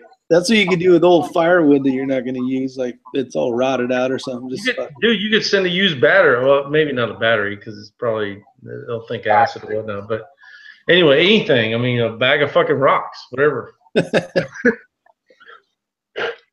Hey, you got to do a video on that shit. That's a good idea. I have to remember that. I haven't done one in a couple of years, but because those self-addressed envelopes, they're like, yeah, it will pay the postage for this. yeah, oh yeah, they have to pay for it when it shows up. I hate to say it, but like the NRA is the most guilty of that out of pretty much anything I can think of right now. Yeah, I'm an NRA member, but I wish, you know what, they could their money could be better well spent than sending somebody that's already a member every 2 or 3 months a fucking letter saying, hey, extend your membership. Won't you quit fucking doing that and use that money for something else? Well, I mean, they have your email address. Why do they have to spend so much money sending out spam bullshit mail? I mean, if they want to contact you, they can email you.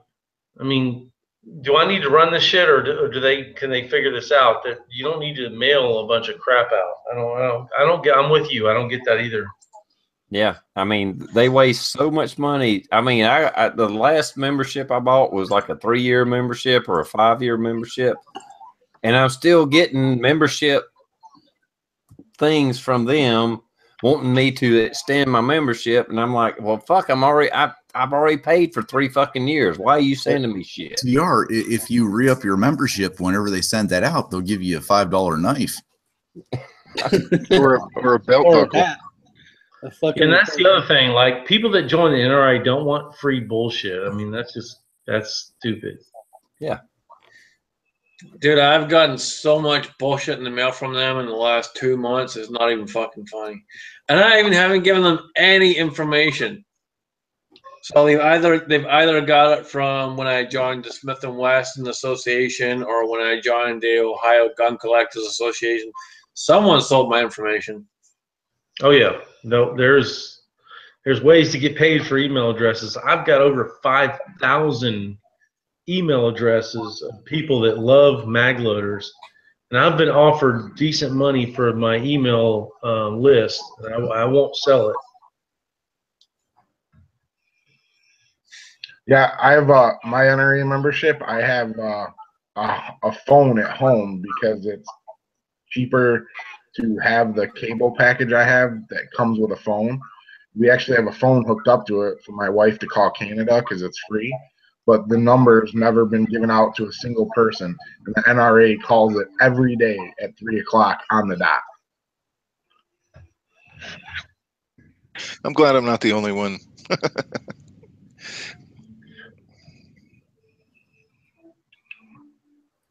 Yeah, because it's hooked to my TV. So I'll be like, if I'm home on a Saturday and I'm watching golf or something, it comes up on the top of my TV. The NRA is calling. If they didn't try so damn hard, they'd do better. Honestly, I swear. I don't know what it is.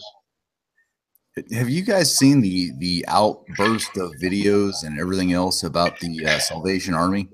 That it's basically like if you donate $1, like 8 cents goes toward the actual relief. That's a scam. They're the worst ones to give any of your shit to. Well, their highest CEO members are paid like millions of dollars. I mean, I don't give to any big organizations, and honestly, guys, the Wounded Warrior Project is kind of the same way. Be very careful if you send them any money. That's why I do what I do for Task Force Dagger, Active Heroes, the Fisher House. Those are all very lean organizations. But that's what sucks, because I mean, everybody, I don't want to say everybody, but don't you almost feel whenever it gets into the Thanksgiving season up toward Christmas and they're out there ringing the bells, and you know, they have, I mean, Christ, we did it. The police officers showed up in uniform and we're not getting paid, but we're sitting there ringing the bells and everything else. And it's like, oh wait, here's a cop, here's a firefighter, here's this public figure. and we'll donate $50, we'll donate $10, we'll donate $1, and it's sickening. Go to Red Cross, Ellen B Pro. You know, a lot of those are better than. It's true. It's like Red Cross gives 8 cents every dollar you donate to Red Cross. 8 cents goes to the people. Red Cross is probably the worst fucking charity to ever fucking donate to. Like I said, any of them that are big, I think, are terrible. I really try to steer away from any big organizations. They're horrible. I'm kind of with Pops. Like, I work with eBomi and a whole bunch of other channels that work with Justin's Final Mission, which is a part of Active Heroes. And that's about the only one I support and the only one that I will literally go to bat for. And I went to CZ. I've gone to other companies. I got a whole bunch of free shit from other companies, including CZ, to help Active Heroes. And the only reason I do that is because I 110% truly believe that they are doing what they say they're going to do. Who's that? Active Heroes? Active Heroes, yeah. The smaller organizations are straight up. They do a little research, figure it out. And Fisher House is a big deal, but they're all volunteer run pretty much. I mean, and Task Force Dagger is the same way. I mean, they're special forces guys running their own bag. So, I mean, I don't see any reason to give to the big organizations. I really don't. Yeah, if you want to give to a charity, research it, look into it, because a lot of those big organizations, they're paying their CEOs hundreds of thousands of dollars and blah, blah, blah. I mean, literally, if you give to the Red Cross, and we all think, okay, Red Cross, they're a big organization and they're trying to help people. If you give them $1, only 8 cents goes to the people. That's just not enough. That's just not enough. That's fucked up. That's not a charity. That's just a fucking money fucking making organization is all it is. That's a profit machine. I don't buy that. Yeah, I was gonna ask Rick if he knew if any of the bigger organizations were worth a shit. I figured he would know. All I know is I see the Red Cross on fires. I see the Red Cross, and I don't know what they're making, but I know I see them. I see them shuttling water. I see them out there doing their thing. Well, another problem with the Red Cross with these catastrophes that are happening is they have government support, and when you have just rednecks out trying to help other people, Red Cross actually shuts them down and gets the police, National Guard, whoever, to support them and shut down people trying to help other people. And like right now, you're probably seeing tons of stuff for all these hurricanes, Harvey and Irma, and support this. And that's the hard part is, where's the money? Where's it really going? Hopefully it's going to where it needs to be. But when people are in a time of crisis and need and everybody wants to help, it was like a great example is when the Twin Towers fell on tomorrow, or maybe now. Is it midnight yet? No. On September 11th, right? There were so many people out there coming up with these fake organizations where money was going to go to the firefighters and the policemen and all this bullshit. And come to find out that people were making millions of dollars going straight to them, and nobody was sending the money to the families. Well, the problem with the charity is you only have to provide like 4 or 5% to the actual cause. You can keep like 95% of it for administrative cost or whatever you want to call it, and you can be called a charity. You could take in $100 grand, give $5 grand to the cause, and you're a tax-free fucking charity. Yeah. Alan, just said out in the chat, the Salvation Army and Red Cross are now listed as companies, not charities. And it wouldn't surprise me because that's how they act, man. It's all about the money, just like TR said, dude. It's all about the money, and you know they get 95% of what they get, and the rest of it goes. But I mean, I can tell you, like right now, for example, the company I work for, they're asking to help Red Cross, and I won't ask my customers. I won't do it. I straight up won't do it because I don't believe that the money is going where it's supposed to go. See, and like Ingles, I don't know if you guys have Ingles in your area. It's like Stater Brothers and Safeway and all those other ones. But you can buy meals at the store. You're basically, they're bagging them up and they're shipping water and all that stuff to the hurricanes. And that money's going there because it's all food. Well, you're hoping it all goes there. I guess they could. The best way to help is to offer a hand to someone in need. Yeah. You are in direct control of what you do, what you give. That's kind of like I don't blindly give money. I give money to smaller charities because I know it's going. But if I can help someone in need, I'll help them. That's really the best way to do it. That's like me. I needed more lighting on my 650. Boom, Pops was there. Poor bastard. That poor bastard. He had nothing going for him. I mean, he was struggling. Oh my God.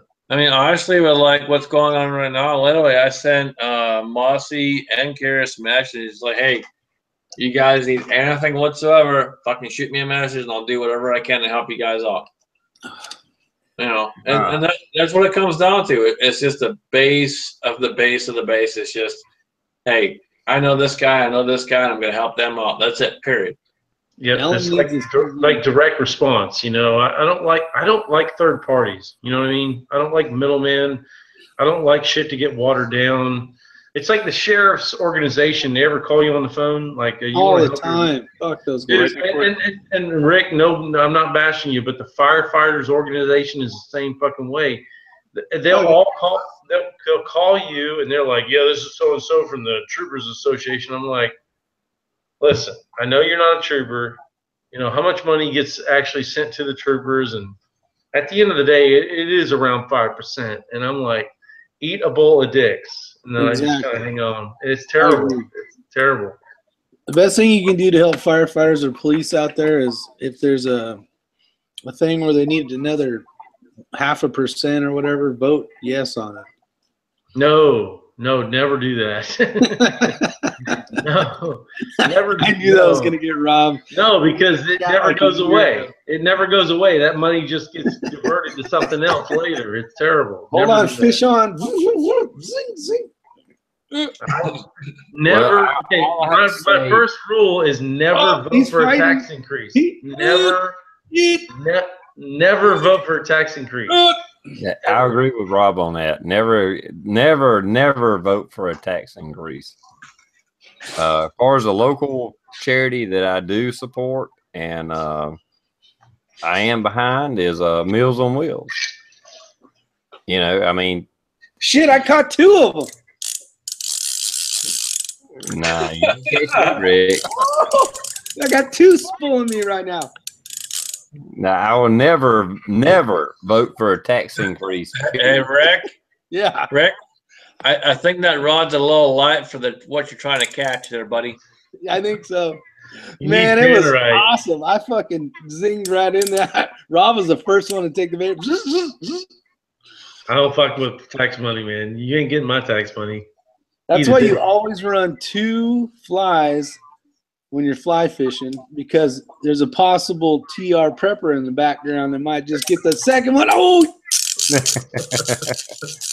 You'll never catch me with a tax increase. I'll vote it down every fucking time.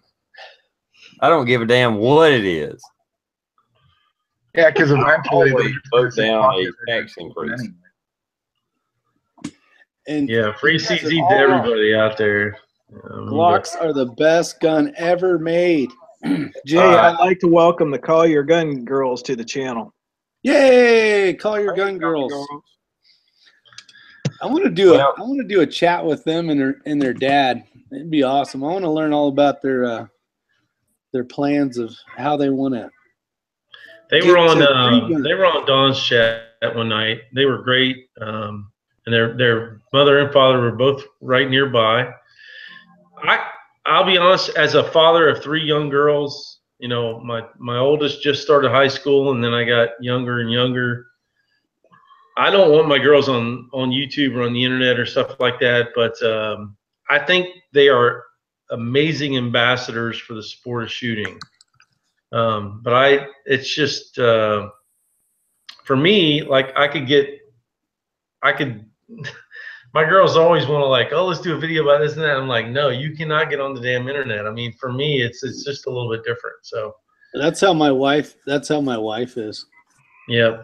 I mean, it's Rob, I love your Sorry. daughter. I got free tequila because of her. No, but it'd be cool to hear what their plans are, to see. It sounds, you know, I don't know if they have to get a little older, but I'd like to see them start doing some 3-gun stuff. There's a big push right now for women in 3-gun. Plus, you have to keep that. You have to keep the energy building in the sport, and I totally get it. You have to have new people coming. You have to have the younger generation building up into the sport. It would just anyway. It's tough when you have young girls and stuff like that that are in that sport, because there's a lot of guys, and y'all know what I'm talking about. So it's just different. But I love seeing the energy, the aggressiveness. Women need to be involved in that sport, and the youth needs to come up in that sport. It's definitely something that we need, because most IDPA, USPSA, stuff like that, it's all self-driven. Everyone that runs those matches, like the match director, the range officers, they're shooters. They're people that are involved in the sport. So unless you keep the involvement going and coming and stuff like that, the sport dies. Exactly. And that's the thing, is that's the newest and greatest thing out right now. And that I see that as becoming, probably, if not now, a sport that can be watched on TV a lot more, something that a lot more people are going to go to and watch, just because it's getting out there more. Well, you need to quit pushing 3-gun, because even gun guys like me, I don't give 2 fucks about your 3-gun competition. We don't care. Honestly, don't care. You guys are missing out. It's like NASCAR. I don't care about it. I don't care. I really don't fucking give a shit about 3-gun competition. Now, if you want to go out on competition and shoot fucking steel targets or paper targets with your pistol, fine. But as far as 3-gun competition, I don't give 2 fucking shits about it. Because I'm not going to go from a shotgun, an AR, and a pistol. If I'm in that situation, I'm fucked already. TR, it might be your channel in 100th episode, but we don't care. We're going to talk about what we want to talk about. Hey, TR, I see an anti-Antifa video coming up here pretty soon. I will say I thought I would be the one guy that would just enjoy guns and stuff like that. The minute you put the timer on me and give me some cool guns, to me, the enjoyment factor goes way up.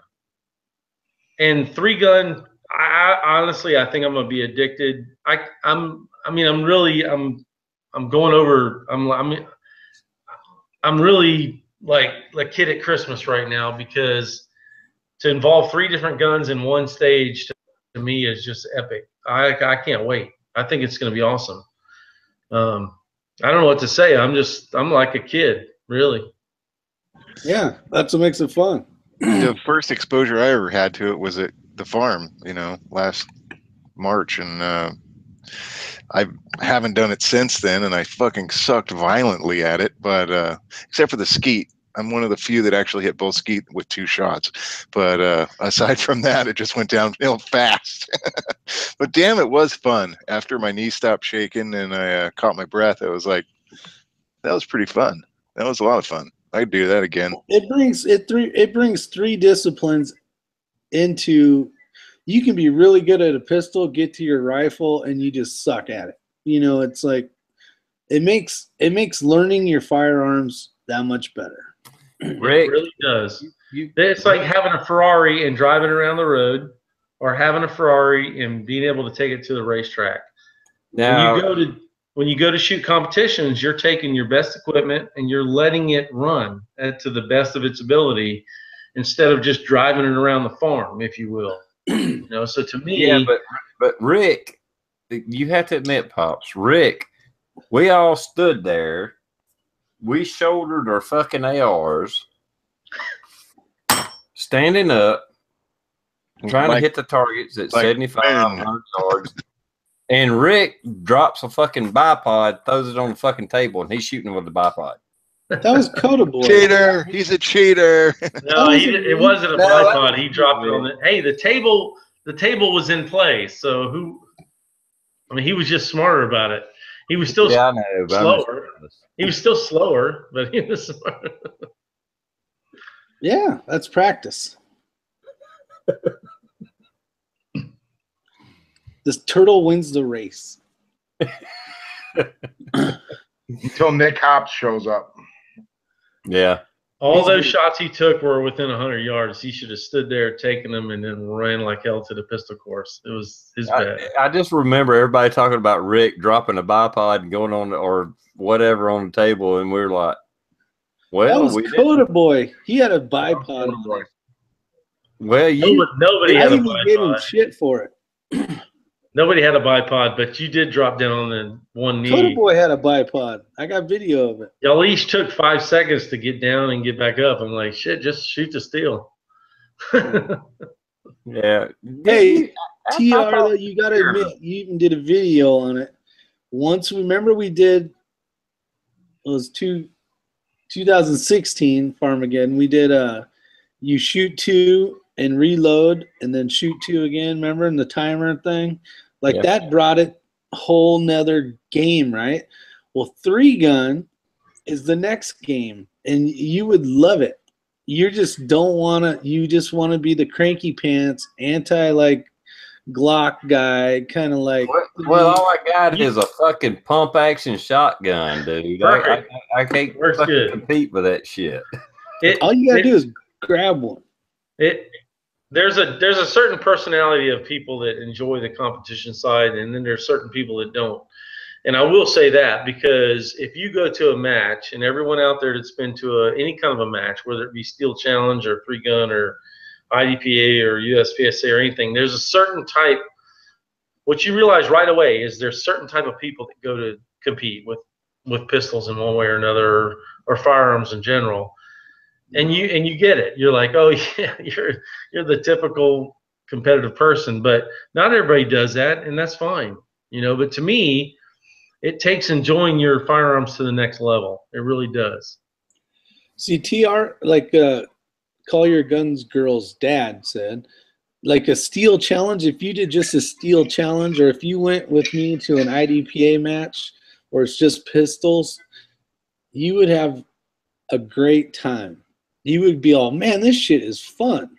Because not only do you get to shoot and have fun, meet people that enjoy the same thing, you can go, you know what, I was the middle shooter, you know, and I could be better or worse, or you know what I mean, but it kind of ranks you. Like you could be at your house and shoot against yourself all day long and you're going to come out first, but then now put yourself against, you know, 16 people and go, man, I really suck, or I'm really good, or whatever the case is. But it motivates you to do better, like to be a better shooter. Like nothing is worse than watching like MPG shoot a single shot, or Bald and Curious, and they're hauling ass and they hit every fucking target. And then it's like, man, I want to be able to do that. Like someday I want to do that. It's just a personal motivation. TR, I'll tell you what was cool is I did a steel challenge match once where it was they had a concealed carry class. So you had to wear your carry gun in a concealed holster. You had to draw from concealment to shoot the steel plates, and you could only use factory ammo and all that. That was a riot. Oh, I'm sure I would probably have fun doing those things. I mean, I'm just saying the 3-gun doesn't work for me because you got to have all these, 10-shot fucking. You have everything the only you piece need. of the puzzle you're missing is the It's no different than any other. What I got? I got a Mossberg. This is my home defense. A Mossberg 500. I can't do 3-gun. I can't do it. You can. You borrow our shit. Yeah, any 3-gun you show up, I've heard people share guns all the time. But it doesn't matter because it don't relate to real life because I don't own the Steyr or Stoger or whatever.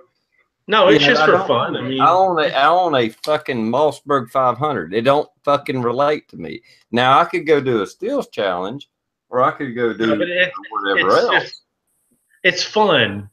The environment's fun. The people are fun. Hanging out's fun. Shooting guns are fun. I mean, what part about it's not fun when you think about it? Well, I don't deny that. I mean, hell, even at Farmageddon, we've told people it's like you don't even have to show up with guns or ammunition. We'll provide everything you need. You show up, you'll fucking shoot, and you'll have a good time. I get that. Right. Yep. Exactly. Same thing. Same thing. Yeah, I get it. Yeah, I'm just saying for as me personal. Here's how I look at it. For a USPSA match, you pay $20. $20 to get 6 stages set up. They're unique and awesome, and you get to hang out with the most awesome people on the planet. I mean, to me, that's just amazing. And this 3-gun event was what, $40? Was it $40, Rick? Yeah, $40 to run 6 stages with 3 guns all day long. So for me, that's just like that's damn near like free, like running awesome courses. Yeah, so I love shooting on my own property, but there's nothing like having courses set up for you and just being able to shoot all day. I mean, to me, that's like shooting at 500 yards. Like that's freaking awesome. Just to be able to shoot at 500 yards. I mean, for someone to set up 6 stages for me for $20, I can't. That's like going to Disney World and paying $3 to get in. It's like. I mean, to me, And it ain't for everybody. I won't deny that. I guarantee you, I would have a fucking blast going to one of these things, and eventually, maybe I will. But besides that, I hate to do it, but I gotta go to work tomorrow, and we need to end this. Damn it! No. Understood. I know, Rick. We're not gonna do a Rich chat that's 4.5 hours fucking long. Where did Rich go? He dropped out. Anyway, I'm gonna let everybody do an outro because I gotta go. I do have to get up at 6 o'clock in the morning, so in about 6 hours I gotta get up. I'm gonna start with what the fuck SoCal. Rich was having technical problems, so he bowed out about an hour ago. All right, so thanks for having me on, TR. Everybody go watch that guy's videos because I'm assuming that what is his name again? Scotsman, right? Go watch his videos. Go check out the CMAX thing. We need more donors. You guys have a lot of opportunity to win some cool shit, and just go check it out if you haven't already. And all the rest of you guys, always great talking to my friends. Enjoy this shit immensely. Becoming a chat whore myself. TR, congratulations on the 100th episode. You probably should change the name at this point. I don't remember if this is the Bull Ring or just the yammering group of freaking gun nuts, but it's something in between, I guess. It's awesome. everybody out in the side chat, always good seeing you guys. And I'm going to shut up now. Take care. All right, thanks, SoCal. I do appreciate you coming in, and it was a pleasure to meet you and become a friend of yours. And I hope to meet you again. Likewise, brother. Likewise. All right, Crazy Scotsman, what you got? All right. Well, I appreciate you having me on, brother. It's a pleasure as always. Always a pleasure talking with everyone else in the chat here and the side chat, just like SoCal said. And again, congratulations on the 100th episode. Freaking awesome. And, really, honestly, just really appreciate you having me on, dude. It's been awesome interacting with everyone in this community. And, I've made so many people that I can call family in this community, and you're one of them, brother, and I really appreciate it. I just want to give a quick shout out to Curious Yellow Solar. He's alive, which is good to hear. Which is good to hear, right? No power, but he's alive. That's awesome. Hell yeah. Hey, a word about our southern brothers down there, Curious Yellow Solar and Mossy Nuts down there, and glad to hear you're okay. I'm not surprised you're out of power, but because hurricanes pretty much just running right up the damn middle of Florida, so I'm sure you get some rough weather. All right, Rick, here's your 6 covered. TR, congratulations, my friend, on your 100th episode. It was Sunday, or is Sunday still, or was Sunday, and I did pray for all you guys in Florida, and C-Max and the Scab Ugly channel's daughter. So hopefully everything goes good. Stay safe out there, make smart decisions, and if you think you're going to get overwhelmed, get the heck out. I know it's a little late for you guys, but stay safe. Other than that, have a good one. Check your batteries and your smoke detectors, and check your fire extinguishers.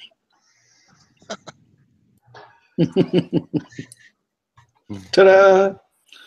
Pops Quest, Mr. CZ himself. Go big or go home, but appreciate you having me on. 100th episode. Awesome. That's really awesome. You run a hell of a chat. And I'd just like to say cheers to you, brother, because you run 2 chats where we can all come here and hang out, and it's just awesome. So, and you're just, it's like a damn Timex, brother, or Energizer Bunny. You just keep going. So looking forward to the next one. Thank you. Thanks, Rob. I appreciate it. I try my best. Daniel, what you got, buddy? As soon as I get unmuted. Well, TR, thank you very much here. I feel honored that you'd have me on for your 100th episode. And just remember, folks, when your holster gets dry and chapped, needs foot oil. And to Pop's Quest, the CZ New World Order representative, CZ Nation, CZ Life. Let's sponsor that man. I need it. Me too. Hell yeah. Hey, well, thanks for coming in, Daniel. I appreciate it. And Bad Billy, what's up, dude? Not much. Thank you very much for having me on. Congratulations on the 100th chat. Hope all of our YouTube brothers and sisters in Florida stay safe. And that's all I got. I will talk to you guys probably Tuesday. All right. Thanks, everybody, for coming on. I appreciate the fact that I got a good panel here. Great panel, actually. I mean, some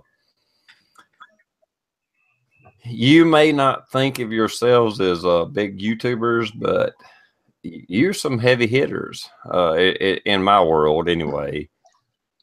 And I think everybody out there appreciates seeing you out there, seeing you here. So with that, later, everybody. Hope everybody in Florida comes out good. And we'll talk to you Tuesday.